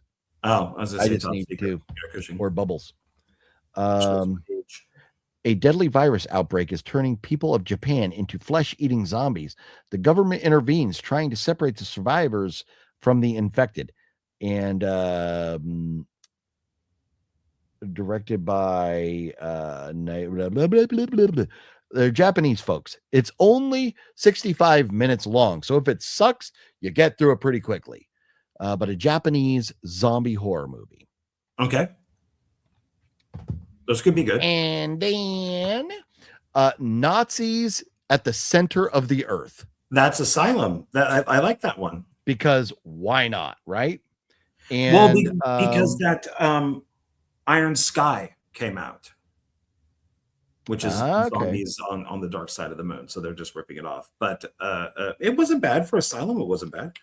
Yeah. If I had known it was Asylum, I probably wouldn't have purchased it. But I think it was the right price. Jake Busey. And then this one, I love this artwork. It says 20 students, 20 hours, 20 horrible ways to die in famine. Oh, no idea. This is Unearthed Films, directed by Ryan Nicholson, starring people that I don't know. I'm looking for the and. Oh, they've listed like 50 people here. But it says 2 years after a high school prank that nearly killed popular teacher, Mr. Balsack. Hilarious. The guy's name is Balszack. Balsack. Not Balzer, but Balsack. During the school's annual famine, the graduating class of Sloppy Secondary. Oh, so you know it's going to be just ridiculous over the top. The name of the school is Sloppy Secondary. Okay. Like secondary school. Try to forget the incident and decide to hold a 24-hour famine in hopes of making it an annual event again. It isn't long before the students and staff turn up dead at the hands of the killer masquerading as the school mascot. So cheesy high school murder. what you see on the front seems like it's going to be badass. What you see on the back seems like, oh my God, this is going to be dog shit. But hopefully it's somewhere in the middle. But that artwork, look at that artwork. Look at her. She's strapped to a chair and falling over and blood on the ground. Not bad. She's falling and can't get up. This is correct. So then another trauma film, Slimed. Oh, I don't know that one. Oh, I know the cover. Yeah, I don't know that one. I haven't even taken the plastic off. So let's see. Starring Jordan Lee, Dustin Triplett, Jessica, blah, blah, blah. Nature is under attack, and Ranger Rock Rockerson is ready to shoot someone in the face. Enough said. I am sold. So I'm on board. Slimer. A godsend of 1990s era Nicktoon subversiveness, but in live action form, says Film Threat. So it's got to be cheesy and goofy, over the top trauma. So I like that. the They were in a good price range. And I probably could pull up the email and talk, but we've got so many to go through. Possession, Sarah Michelle Gellar. So we like Sarah Michelle Gellar. She oh no, that's The Return. I think I own that. I think I own that one too, because she's I might even have this as a DVD, and this might have been just an upgrade. But Sarah Michelle Gellar, I mean, it looks cool. And to me, it was just like, well, it says Sarah Michelle Gellar. And it also says from the executive producers of The Ring and The Grudge, which The Grudge, but and Sarah Michelle Gellar was in The Grudge, right? Yeah. So two of them. So hopefully it's good. Well, it says newlyweds, Jess and Ryan seem to have it all until a car accident renders both Ryan and his brother Roman comatose. But things spin even more eerily out of control when Roman awakens and tries to convince Jess that he is her husband. Beside herself with fear and grief, Jeff grapples with one question. Could the man before her actually be the man she lost, or does something far more sinister await? So Possession. There's that. Okay. And then I'll try to get through. The Hand That Feeds the Dead. Klaus Kinski. Oh, no. But Klaus is always good. Yeah. Yeah. So there's a lot of words. Let's see if we can see anybody starring. Klaus Kinski, Carmen Silva, Katja Christine, people I don't know. The words, even with glasses and a magnifying glass, I'm in trouble here. Directed by Sergio Garone and blah, blah, blah, blah, blah. But Klaus Kinski carves up female faces in this lost Euro horror shocker. Okay. So, yeah. Yeah. And how about a little Night Beast? Night Beast, that's Dom Doller. Dom Doller is awesome. He is so great. Yeah. Okay. Night Beast is awesome. How about a little Ballad in Blood? It's a black case and it's not a 4K, so you know it's Severin. Ballad in Blood. Don't know that. Yeah, I don't. A lot of these, they were just priced right and the artwork looked cool, so I was like, fuck it, let's take a chance. Well, how do you determine, even at Zia Records or MVD, their sales, if you haven't seen the movies and you don't know what they're about, how do you determine which ones to purchase? Artwork and what it the brief description that it has. So, and with these, I needed to get to $75, so I wasn't paying shipping, because I was already at like 60 something bucks. So I was like, well, I can either give them like $15 for shipping, or I can get $15 worth of more movies. So some of them, I just was like, well, the artwork looks cool, so let's give it a shot. Okay. So that's where a lot of these wound up like that. Gotcha. And another one of those. Well, this one, this is either going to be ridiculous and trash or ridiculous and fun. Zombie Island Massacre. Oh, I own that one. That's a great one. Oh, okay, good. So yeah, another trauma film, Zombie Island Massacre. Yeah. And then I don't have the first one, but now I have part 2 of Theater of the Deranged. Might know the cover. Another trauma film. There's like a naked girl in a shower with blood all over her. Let's see. Damien Shadows introduces you to 5 blood-curdling horror films, all of which are actually enchanted and or cursed. So this is like a anthology, I guess. Yeah, that's what it sounds like. Yeah. Yeah. So it's trauma. Hopefully it's fun. And then continuing down the blood theme, Blood Feast. Oh, that's the remake. Yeah. With nothing so appalling in the anals. All right, it's anals, right? Of horror since the original. And man, and the writing is so dark and stuff. It's how am I supposed to read that? Look at the names are so small. How am I supposed to read that? So, how about Blood Feast? Okay. And how about The Masked Mutilator? Oh, no. I think I've seen the cover, but no, don't know. Yeah, the title and the name alone got me. 2019, and it's 76 minutes. Oh, good time. Jeff Beltzner directed it. Yeah, it's like a low budget, starring nobody we know. In Intervision. Hopefully it's fun. Okay. Another trauma. We're getting there. Slaughter Party. Oh, don't know that one. No.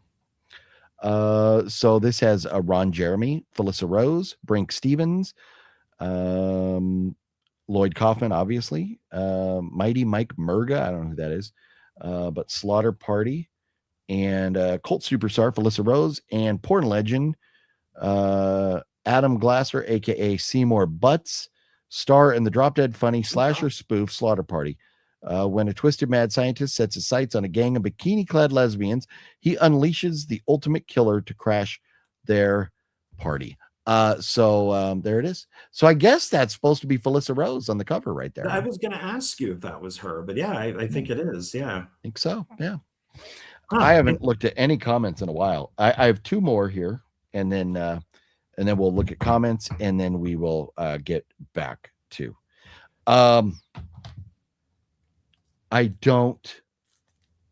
Hang on a sec. I have to do a smidge of research here. Okay, so I had open 24 hours. Oh, and you were looking for that, so good. And you recently just got open 24 hours, right? Yeah, you recommended it. Yeah, so I picked it up. I did not have open 24/7. Oh, okay. Trauma flick. Okay. So open 24/7, a trauma flick, which might actually be older than that one. Let's see, when did this come out? 2010. So maybe not. Man, the words again are so small, it's so hard to read. I hate going blind, being old. Late at night in a remote backroad restaurant, the customers are trying to stay awake to keep boredom at bay. There's nothing better than horror, cannibalism, sex, and violence. Nope. Drugs. They missed drugs. Drugs? Yeah. Well, but are drugs better, or do drugs enhance all of those things? They enhance. There you go. Okay. Then the last one, I think this is the last one, unless I put some somewhere else. Manos, the Hands of Fate. Love Manos, the Hands. Well, love Manos, the Hands of Fate from Mystery Science Theater 3000. But it's still a great movie. Oh, yeah. Yeah. It's still a great movie. So, yeah. Pick that up. Love right Manos. So I think I own Manos also. There's because you know what pile. Manos is, right? Hands. So it's Manos hands, or hands. Hands, the Hands of Fate. Yeah. Makes no sense. Yeah. Yo hablo españolo and Manos. Yeah. What do you say? Está, Casa de Pepe. Muy bien. Lávese los manos. Muy bien.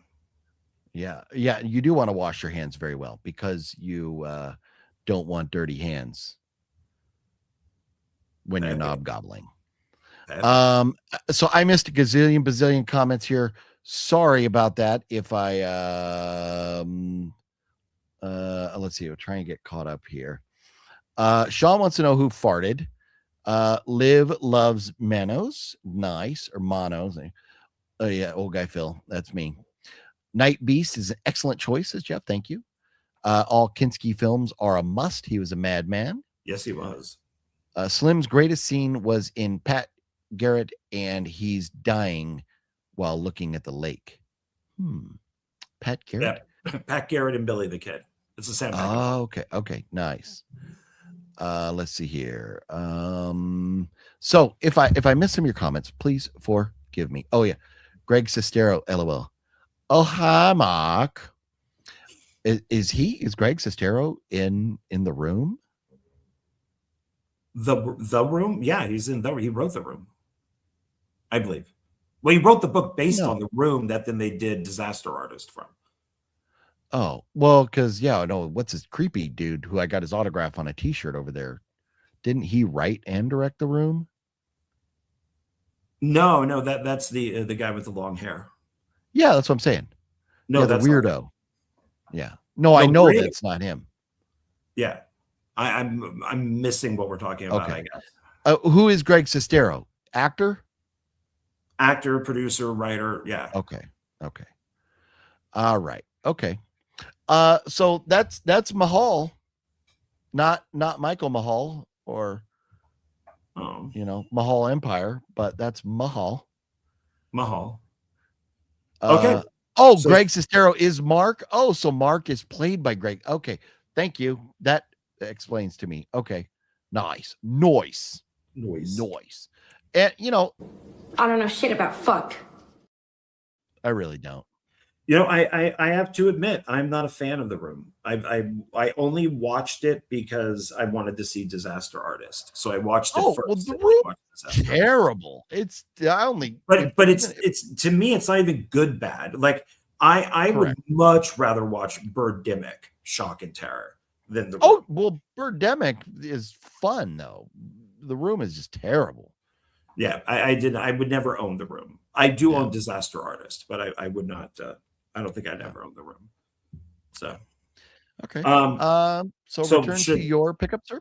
Okay, I'm going to go DVD this time, and it is. And I was going to buy this on Blu-ray, but there's nothing on it. It's just the trailer, so it's like, okay, well, I might as well just get the DVD for $4.99, and that is Altered States, the film that introduced us to William Hurt. I own that. I am sure of it.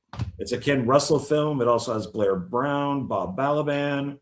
It's an awesome flick. It's based on his book. Where to put my phone? But this is a weird ass fucking movie, man. Really weird. I'm trying to remember if I've watched it.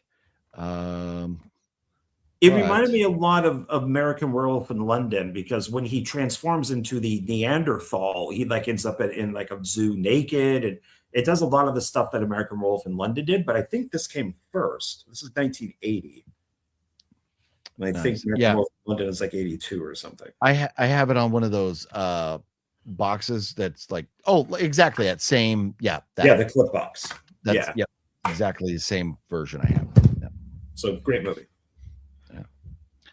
Okay. I bought a film by George Romero called Bruiser. It's $5.99. Not seen this before. But something about the new face of horror. And I picked it up, and John was like, oh, that's good. You should buy that. And so I bought that. My main reason for watching it was not just George Romero, but the Misfits are in there. They do a song called Bruiser. And then they perform in the movie. And in trade, George Romero directed a music video for them called Scream. Nice. Yeah, and I do remember you mentioning that now. So. Yeah. For me, that's the real reason to own it, is because they're in it. Noise. Oh, Jeff saw Altered States in the theater. Never saw anything like it before. Decent. Yeah, very weird movie. Completely by accident too. Oh, Indy, you saw The Room with the crowd and still didn't like it? Yeah. The Room is terrible. It's terrible. Liv, I love The Room so much. It's right up there with The Happening for favorite unintentional comedies. I have to disagree with Liv. I love The Happening. I like The Happening too. I watch it like every Earth Day. I think it's great.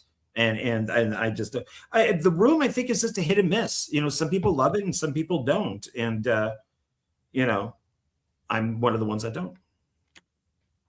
If I was on the plane, 9/11 would have never happened. The Disaster Artist is fun. I think I like The Disaster Artist more than The Room. Yeah. Well, it's a movie. Liv wants to know if we have any idea of how many movies we own. If I had to guess, mine's probably around 5,000. That's a good number. That's a lot of movies, Liv. I don't think I'm there. In this room here, I estimate that I have about 2,000, although that number continuously grows. But I would guess in total, my collection's probably around 3,000 because of the stuff I have out in the garage. Any guess, any estimation, John? I have no idea. I really don't. It's a lot.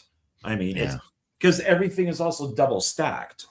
Yeah. So, I mean, I got it here, I got it there, I got it there. I mean, there, you know, I got them everywhere. So I really have no idea. I mean, I know I now have like 250 Funko Pops, but maybe I should count my movies one day. Yeah. See, and so I only know one person because I don't know exactly how many movies like Cool Duder has. I know he has a ton. I don't know the number, but there's only one person that I know that I believe has more movies than you at this point, and that would be Wet Movie One. His collection is just ridiculous. And when he moved and we had to get a storage locker just to put his movies in, and it filled up the entire fucking storage locker. and so now, like, he got rid of the storage locker, but there's tubs and tubs and tubs and tubs and tubs taking up half of their living room, plus everything he has buried in a closet and all this. It's insane.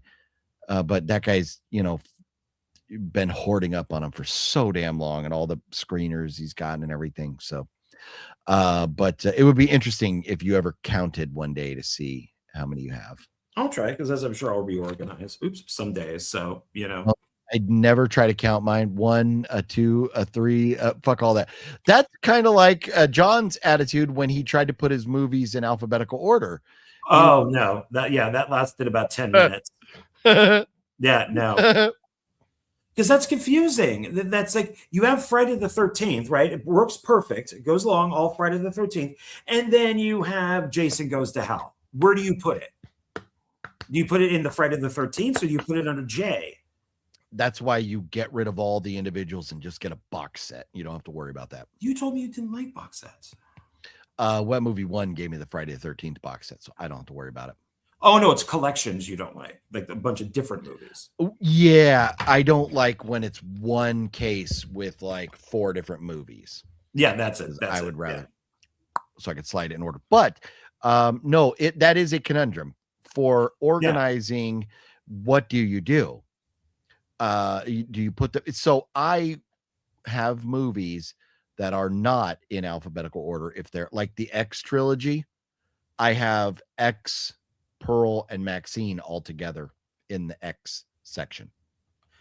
Yeah, so that's how I have my collection. That's why I stopped alphabetical, because all Friday the 13th are together. All Nightmare on Elm Street, because then you have Freddy's Dead, are in the same thing.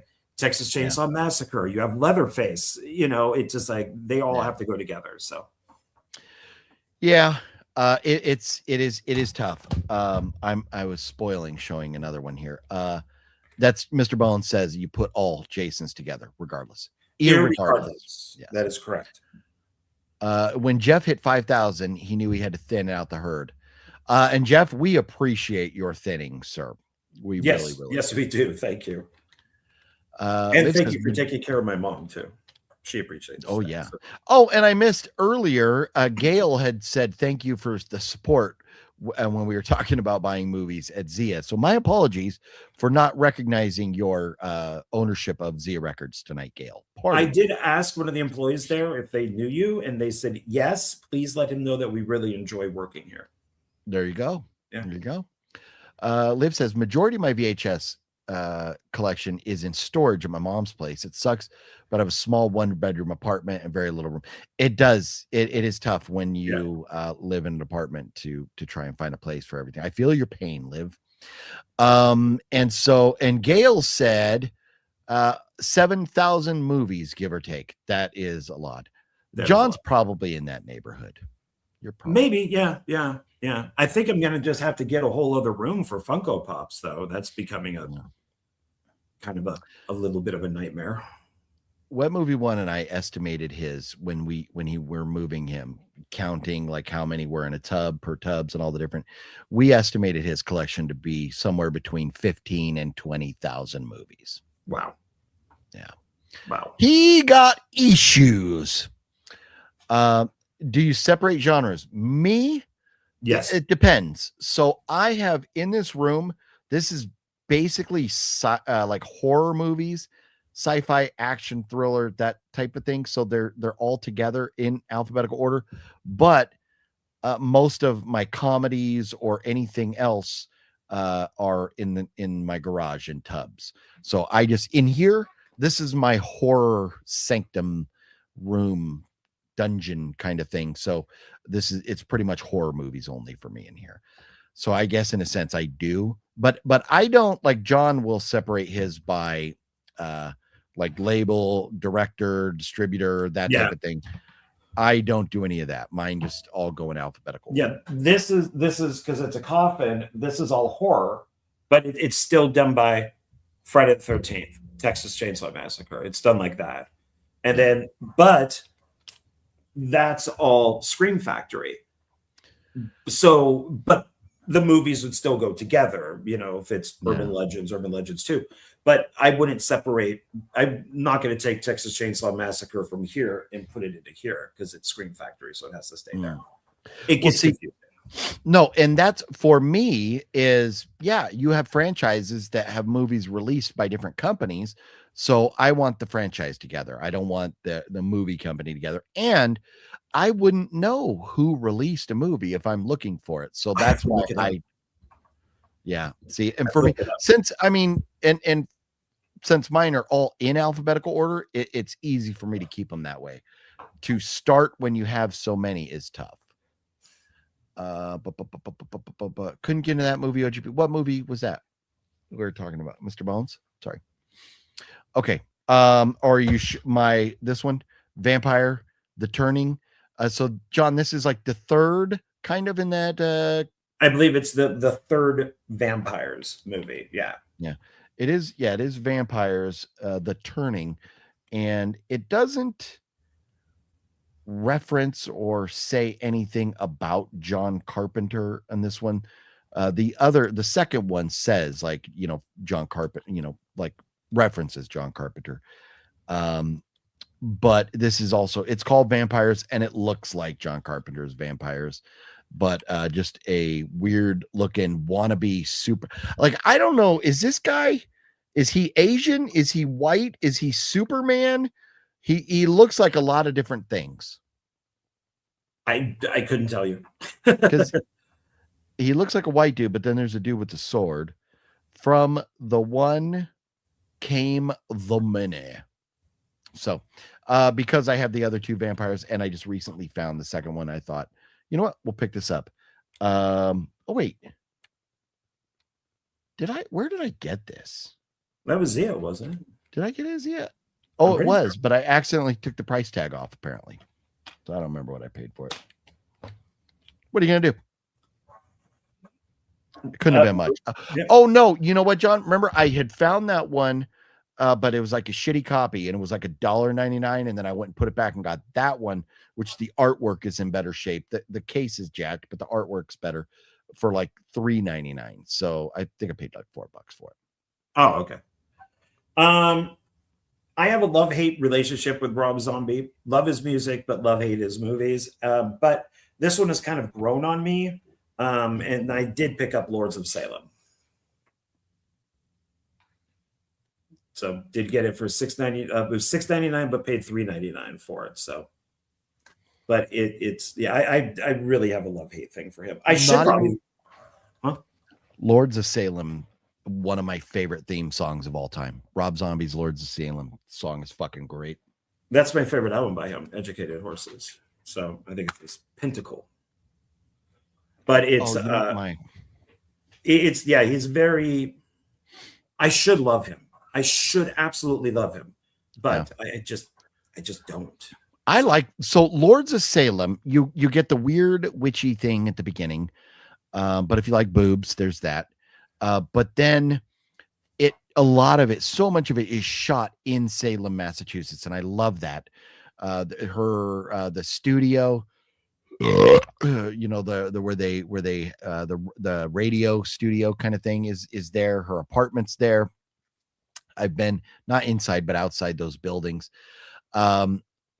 It's really, really good. And it has just the weirdest fucking ending.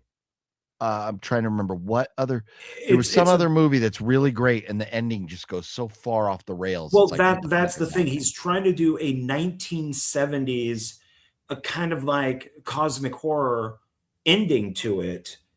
When it's one of these, almost like a Rosemary's Baby, where she's Rosemary with the witches and that, in the apartment and everything. So he kind of combines a whole bunch of movies together. That's what I'm saying. I should love his stuff because it's so fucking weird and it's such a combination of other movies. So I don't know. Maybe I need to go back and rewatch his stuff. I still love Devil's Rejects. I think it's his best movie. But so I don't know. Yeah. Well, maybe we need to revisit some Rob Zombie stuff and see what we think. But I love that pickup. That's a great pickup. I love it, and I'm trying to remember if I have that on 4K or not. Plus, I think I should like him more because I have met him.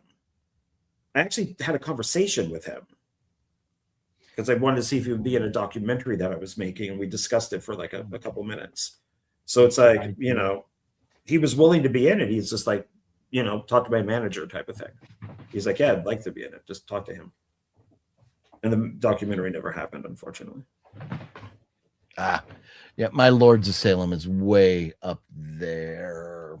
I can't even see it right now, but I'm not wearing any pants, so I can't stand up. Are you naked? I'm doing a full John Ward. Damn, sir, you and I alike. My balls are dragging on the floor right now. Ooh, no, I can't. Those are some droopy balls, man. But I love that pickup. Speaking of other pickups that I love, I picked this up just because our friend John R. Walker directed the Amityville Theater. I have said it many times. I am not a fan of all these Amityville knockoffs. I don't.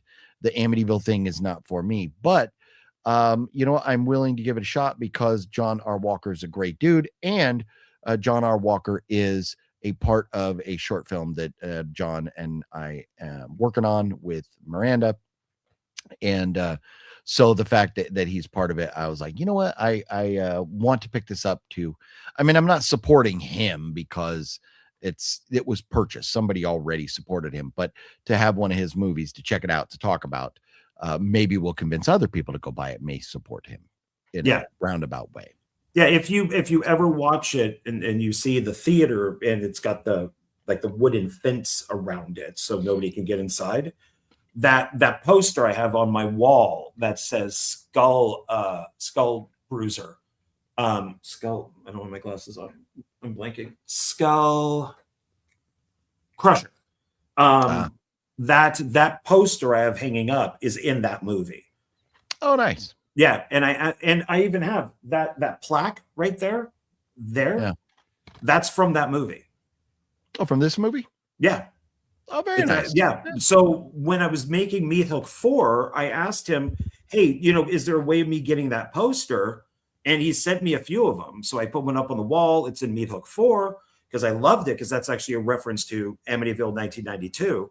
And then when he came out to visit America, when he was here in Vegas, he's like, do you want me to bring anything? So he brought me the British version of that, and he brought me some props from the movie. Very cool. Yeah, he's a great guy. John is awesome. Very cool. Yeah, he is. And I still need to call him back because he sent the footage and I need to re-download the footage. Oops. So, yeah, my fault. But anyways, no, the artwork looks great on this. I love the theater. The theater. And I can say the Amityville Theater. So very happy to have that. Yeah, that's a good one. Okay, so we're gonna go. I just did DVD, Blu-ray. Okay, so I'll go DVD. This is one that you recommended to me. You said it was really good. I should watch it. It was cheap. It was only $4.99. It's got Ron Perlman, so I picked it up. So 5 Girls, Yes, or 5 If Girls. so if anybody's looking for that, there are other movies with the FIVE. You have to type in the number 5, numeral 5 IVE, girls. That is, it should not be as fun as it is.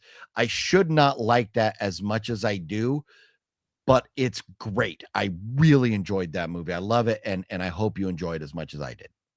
Yeah, I mean, I'll definitely check it out. I mean, right here, it's School for Females. That kind of follows our sorority thing. Yes, so. 100%. It is 100%. Okay, maybe, if we get done early enough, maybe I'll watch this tonight then, because it's 96 minutes though. Is it worth 96 minutes? Oh no, 100%. That's only an hour and a half. No, it's good. It's very good. I really enjoyed it. Okay. I hope I'm you going do to too. set it aside. Okay, so here's another movie that I bought that I'm like, I don't want to wait. And so I bought it, but I feel like I should. There's no reference. That you should have waited? I think I should have waited and found it on Blu-ray or something. But I didn't. Kate Winslet in a Peter Jackson film, Heavenly Creatures. Great movie. So I needed this. It's been on my list, and it's got words in français, parlez-vous français? Oh no, I hate that. Oh. But and it is French, but I don't care. It says Heavenly Creatures in the front, and as long as, because it's not a different region, so as long as it plays in English, which it should. It does say English and French, so I don't care. But Heavenly Creatures, I did drop $11.99 on this, so $12. Liv, I do believe 5 Girls is on Tubi, and it's definitely worth a watch. It's very good. And at first, I'm like, I don't know about Ron Perlman. I almost kind of felt like he was mailing it in, but he's not. It's part of the role. I enjoyed it. I really hope anybody who watches the 5 Girls really enjoys it. But Heavenly Creatures, this was on the list. So this was my second over $10 purchase of the trip, but crossed that one off of the list. Yes, it's very good. I think it's the one that really got him noticed that he could do dramatic stuff instead of just blood and gore. Okay.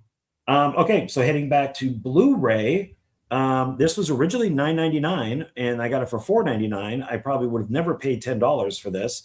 It's called Obsidian, and it's part of the horror pack.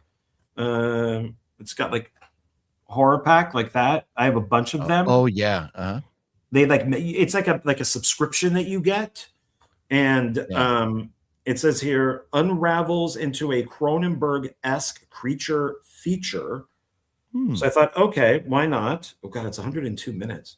I have no idea. I just got it because it's horror pack. There you go. Yeah, no idea. Hopefully it's good. Yeah. Yeah, so we'll definitely see. So horror pack limited edition Blu-ray. Nice. No idea. This movie I bought because on the cover it says Lance Henriksen. Well, what? Hold on. I have failed you all for not having this ready. As I mentioned, Lance Henriksen.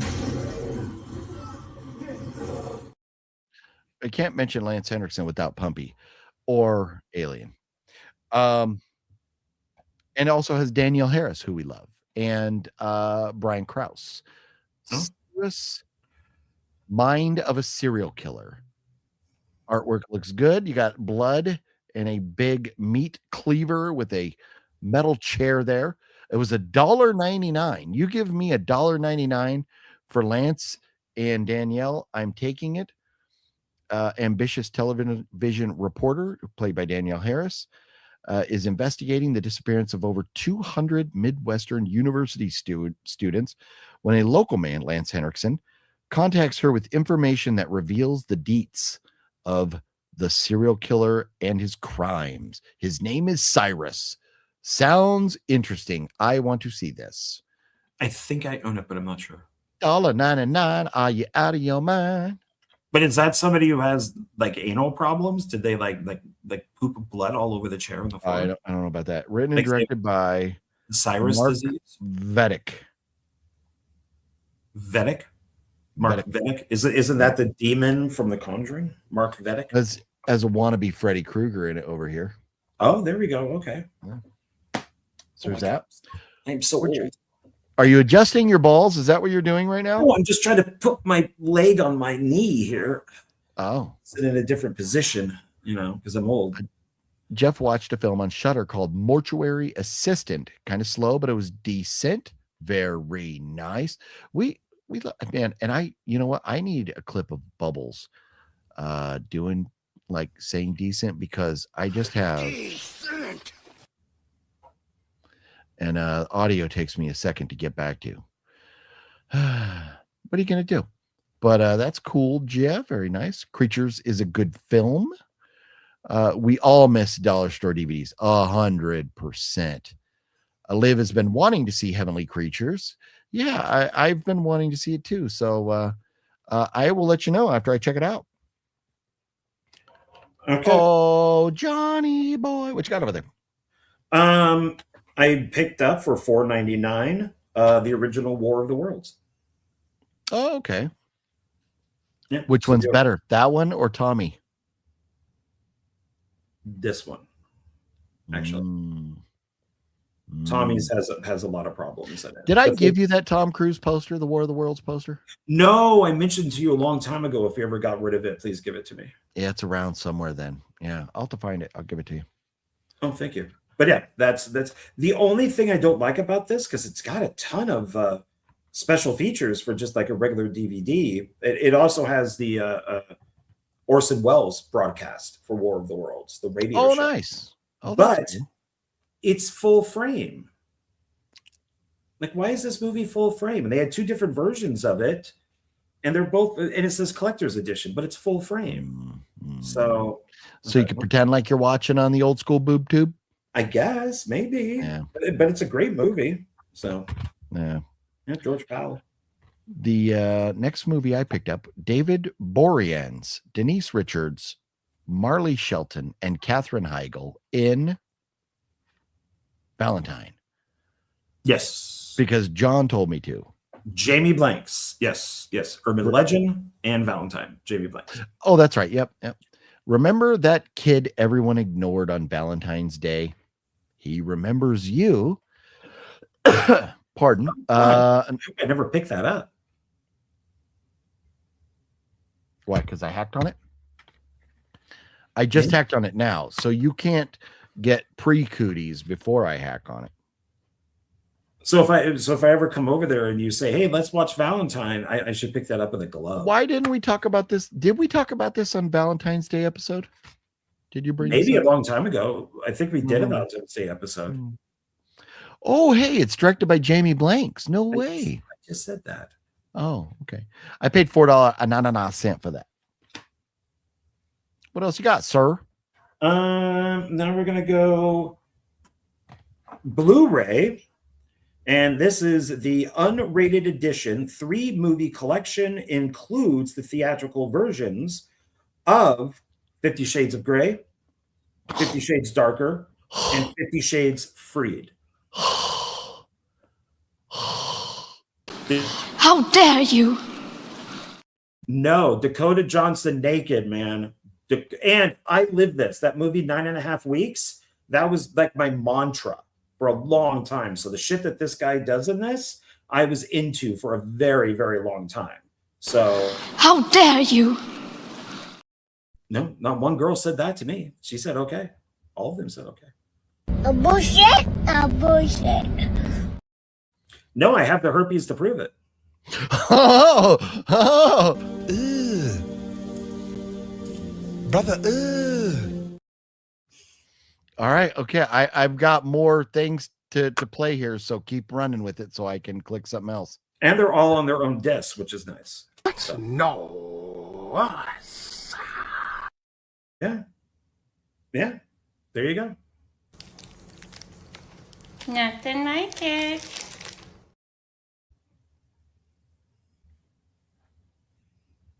Your turn, sir.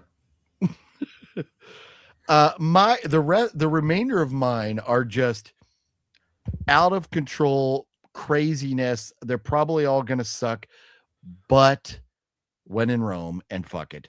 This is Night of 1,000 Rares, Night of 1,000 Cats. John, have you seen this or do you own it? No, I think I know the title. I don't own it. Okay. I think I know the title though. Pray you have 9 lives. This is gonna be so fucking bad. Directed by Renee Cardona Jr. and stars people we don't know. So if it's 1,000 cats and there's 9 lives, how many lives is that? That's 9,000 lives, sir. That's a lot of lives. Yeah. Millionaire playboy Hugo flies around Acapulco in a private helicopter looking for women to wine and dine. What a fucking creeper. He's flying around. He's a nice guy, man. He's looking for women. Like he's looking like, oh, look at this girl laying out in her backyard by her pool. He's being a gentleman. He's flying around. He's gonna wine him and dine him. Yes, he's a gentleman. He's a nice guy. But what these women don't know is that this Casanova is on a deadly agenda to feed his hungry cats. After he whisks them away to his secluded old castle, Hugo seduces the women into a dark cellar where 1,000 hungry cats prowl, waiting for their next meal. It's feeding time, and no one is escaping alive. That was my creepy guy voice reading. Does that? That's why I coughed, because it was so creepy. It made me cough. Yes, no one is escaping alive. Escaping alive is like drowning to death. No, yeah, I have no idea about that movie. So that sounds weird. But I mean, good for the cats. At least they're being fed. Oh, I was gonna say I don't see any kitties, but there's all eyeballs of kitties. The kitty eyeballs is all you get, and then you get this one pissed off. This is Boris when John tries to pick him up. Oh my god. Yeah. So it's probably gonna be bat shit, but cat shit. But there it is. That was $5, but I said fuck it because we're on a kitty cat thing right now. Okay, so I'm going to show 2 at a time so we can get through this because I still have like 6 of them left.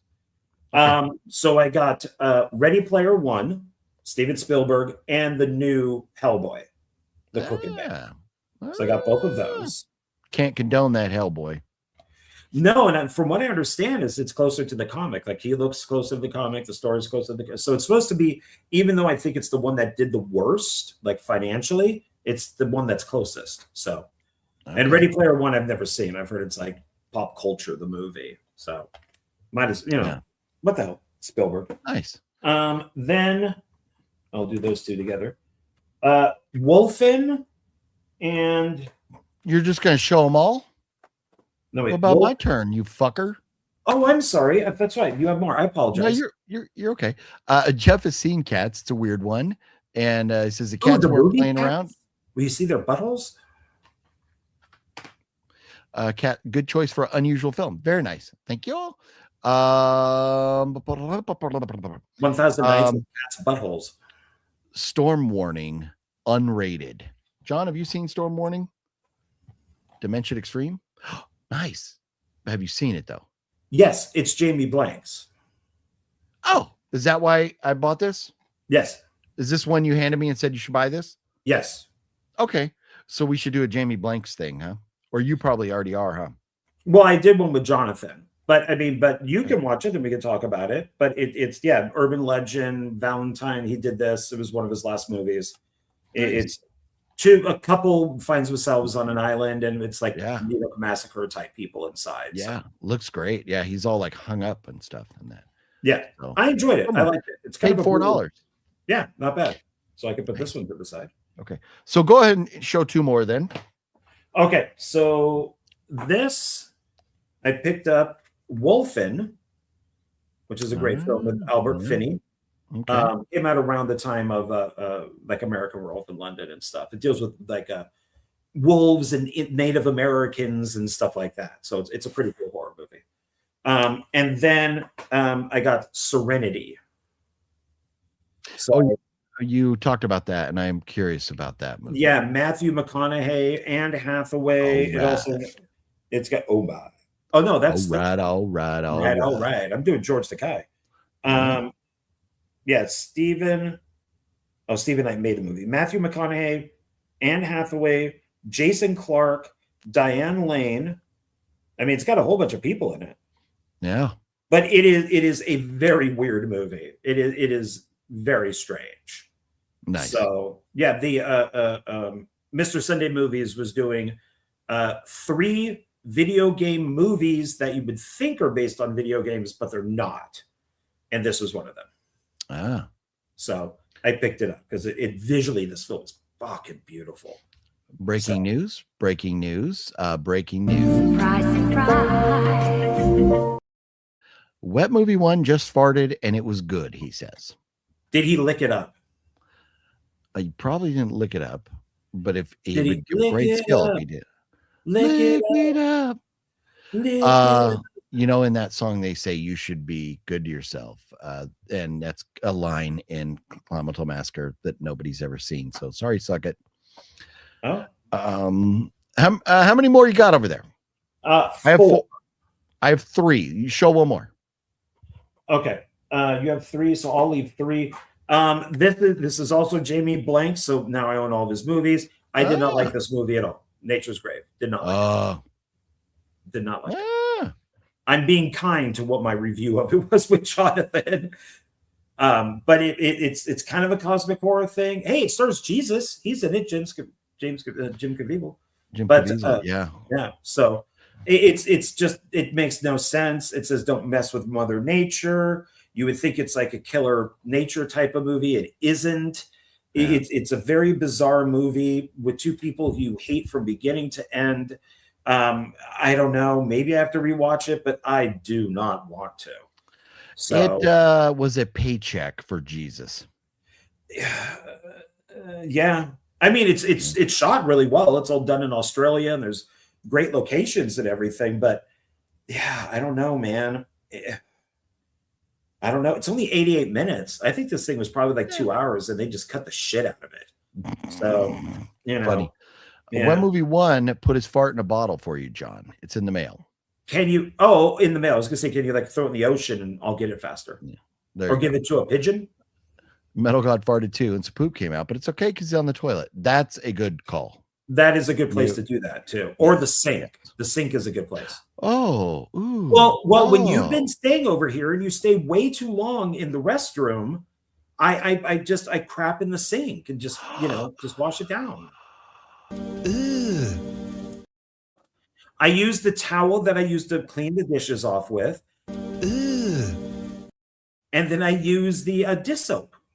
Ew. What? How dare you? I dare. I washed my hands in that sink once, sir. How dare you? You also wash your hands in the bathroom sink too, and I've pooped and peed in that too. I'm so offended. When it's 3 in the morning, you just poop and pee wherever. I'm going to bury you alive.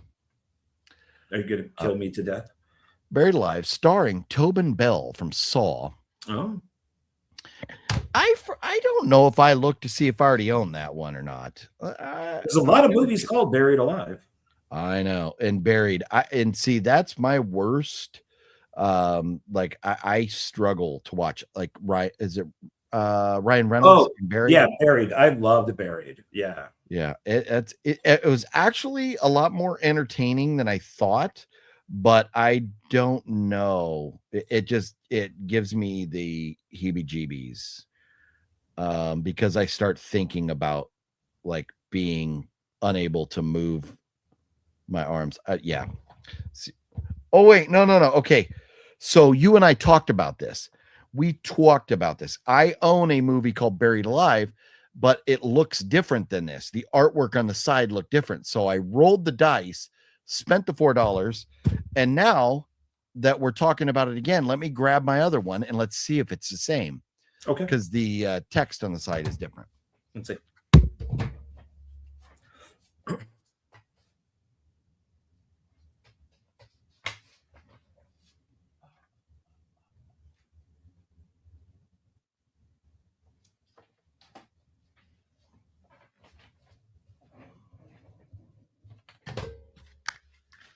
Hopefully you didn't see my balls. I forgot I wasn't wearing pants. They were hanging out of the bottom, at least one of them. So they appear to be different. Yeah. Companies maybe are different. Well, actors. Robert Kurtzman directed this one. Oh. And written by, this one doesn't even want to say who directed it. The director's like, fuck all that. Don't put my name on it. It just says written by Padraig Reynolds and John Kovach. So, they're clearly different movies. So dodged a bullet. That's one good. Looks like crappy crap. This one has Tobin Bell. Yeah. And Robert Kurtzman. That's a good thing. Yeah. Directed by So somebody's buried alive. There you go. How many do you have left? Jazz hands. 2. Okay. So, well, I'm gonna do all these 3 in one thing as I purchased them as one thing, and then you'll have 2. So I wanted Iron Man 3 because it's Shane Black. So I wanted it as its own movie, even though I have it on a collection. So I did pick up Iron Man, Marvel Iron Man. Its slipcover. And most people were selling just Iron Man by itself for the same price. And this guy had all 3 of these movies, Iron Man 2 and Age of Ultron. So I figured, why not? Might as well get all of these. Iron Man 2 I already own, so I'm probably going to sell that to Zia. But Age of Ultron I only own in a collection, and I like that it has a red box on it. So I think that's kind of cool. Yeah, like red boxes. Yeah, and this is my favorite Avengers movie, so that kind of works out. Every time you pick that up, you'll think of renting movies at Redbox, which no longer exists. Oh, how sad is that? Things in the past like Blockbuster. Although I did not like Redbox because you would go and you would stand there and some fuck in front of you would want to read every fucking movie. And you know what you're going to get. And you're just going to get it and go. But no, this fuck in front of you is taking forever. And then you couldn't pick it up and really, really read. All you got was the information they gave you there. But otherwise, I liked Redbox. It was a nice option, being that we lost Blockbuster. I think I used it a couple times. Not a lot, though. Oh, yeah, we used it a lot. There was a Redbox down the road. We used a lot. So I bought Black Moon Rising, and now it was $1.99. Tommy Lee Jones for $1.99. We'll take it. We'll roll the dice, and hopefully it's good quality for being on a DVD. Is in it, and it's written by John Carpenter. Yeah, says that right there. Yeah. So happy to get that. And then last and probably definitely least, a movie that stars Dagmar Lasseter. Do you know who Dagmar is, John? No, not Until Death Do They Part. Hatchet for a Honeymoon. Oh, that's a Mario Bava film. That's a good one. Yep, $1.99 for it. And I watched a Mario Bava film recently that bored me, but this one hopefully. No, that was a I will like Lamberto Bava film. That's his Oh, son. you're right. You're right. My Late fault. in the Dark. Yeah, that's his son. So yeah, Mario is the godfather of Italian gore. So yeah. He's the one But yeah, so I thought, you know what? It's $1.99. It's really badass artwork, and it's from a legend. So let's. Yeah, I own it. And it makes that noise when I shake it, like a tambourine. Yeah, you can make a song out of it. Careful, Ringo Starr might sue you. Oh, he's the tambourine man. He's a drummer. That's Davy Jones. My bad. Davy Jones is Ringo is the drummer. Ringo will probably still sue you. And Davy was the best tambourine player ever. He was really good. Yeah, but he also played guitar and other things too. Yeah. So that's all the pickups. That's it. Well, that only took 2 fucking hours. All right. I don't think we're getting to our tier list tonight. Have fun. Yeah, I don't think we're doing a tier list tonight, are we? No, because then we will be here till like 11. Yeah. And I got to get up at 6:30 tomorrow. Not looking forward to that. What did I say I was gonna watch? I said I was gonna watch something. It's 10 o'clock. I'm probably not even gonna watch nothing at this point. But if I watch anything, you know what? I need to get to Valentine. That's high on the list. Oh, 5 Girls. I was gonna watch 5 Girls tonight. Oh, okay, yeah, nice. So I'll watch 5 Girls, and then if we both want to watch what Sorority House? Sorority House? Yeah. Then you said you do own this one? I do own it. Yeah, but I've never seen it. So you watch 5 Girls, and I'll watch Sorority House, and then we'll talk about those next week. Well, I'll watch that too because I haven't seen it. But you've seen this, so then we could talk about this also next week because you've already seen it. Okay, there you go.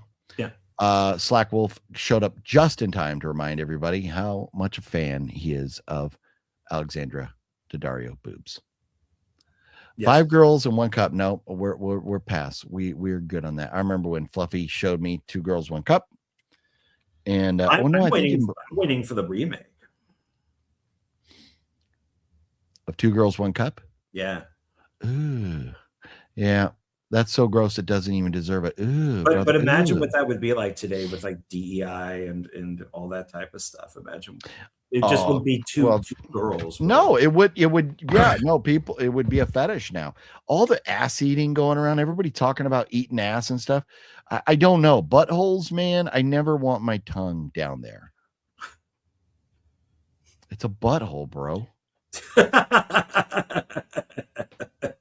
What if it was Sydney Sweeney's butthole? That's a butthole. What if she said, if you lick my butthole, you can have sex with me? I'm married. It's a butthole. Yeah.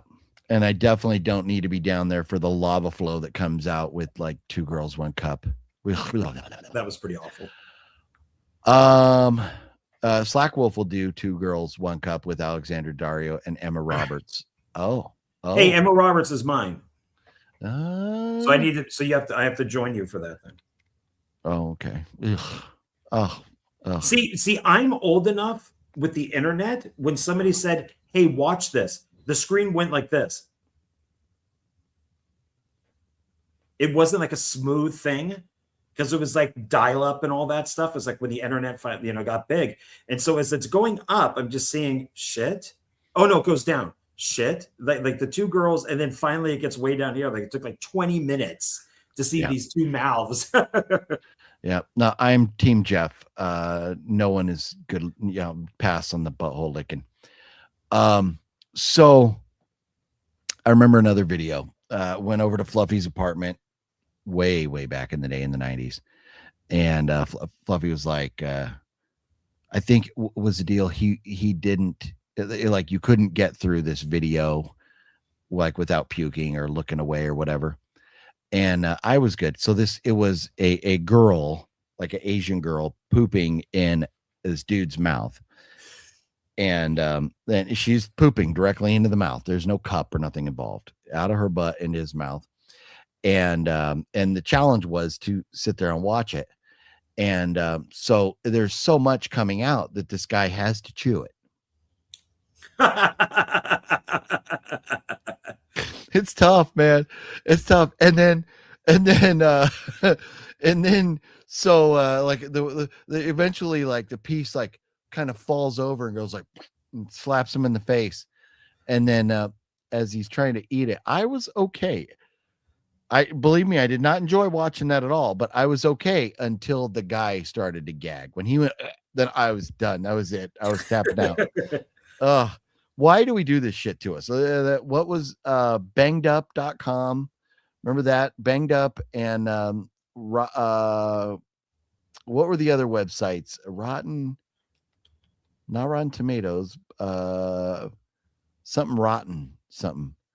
But oh my God. But like, oh, those websites with the shit they would put out. Oh my God. E-Bombs World. Yeah, thanks, Fluff. E-Bombs World. Yeah, what the fuck, man? And where did E-Bombs World go? But also on E-Bombs World, they had like pictures of like dead people and like the picture from the coroner and stuff when somebody died, like Michael Jackson, like dead picture on there and stuff. Crazy stuff. Anything else to talk about tonight, John? No, I don't think so. No. Unless you want to dive back into our opening heated debate on how great it's not Daredevil is. it's fine. It's okay. Yeah. Anyways, I think we'll be done then. But it's fine.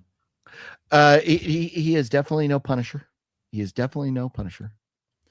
So Punisher, man. I hope we get the Punisher in this season. We'll see. My reason for continuing with this is that I'm hoping that somehow it leads to Spider-Man. Like what happens in this is Daredevil is in Spider-Man. So I'm hoping that it will somehow be connected. Well, and I mean the Punisher is in Spider-Man. So and with them all coming out the way that they are, so you have Daredevil, then the Punisher made for TV movie, whatever is coming out, and then Spider-Man comes out. So I hope there's a correlation with all of them. That would be awesome. So we shall see though. Anyways, John, go get some coffee and have fun watching a movie. I'm gonna go to bed because it's yawning time. I saw John fighting off a yawn and it just fucked me to death. I'm falling asleep now. If I could get one night of good sleep, I probably wouldn't be yawning on the show. Elika, I am so sorry we didn't get to the tier list tonight. I promise we're not going to have shit for pickups next week. So we will get back to the tier list and maybe we'll beef it up. How many movies do you have for the tier list right now? 15? There's 15. Okay. Maybe we'll see if we can come up with some more before next week. But we'll dive into the tier list early next week, so you won't have to wait all night too. So join us for that next Sunday, tier list time, and whatever else is going on in the world. So happy Easter to you all. Yes, don't eat too much chocolate or jelly beans and go dead. Watch on John's channel the Funko Pop revealing booze drinking video that we did. And anything else I'm missing, Mr. John? No, that's it. I'll probably bring something else out later this week. I actually have right here a whole stack of movies, like retail movies to show old stuff. So yeah. Nice. All right, everybody, have yourselves a wonderful night. John, it's been fun as always. Yeah. I'm sure I won't talk to you till next week, so I'll see you then. Okay. All right, Ben. Bye. Have a good life.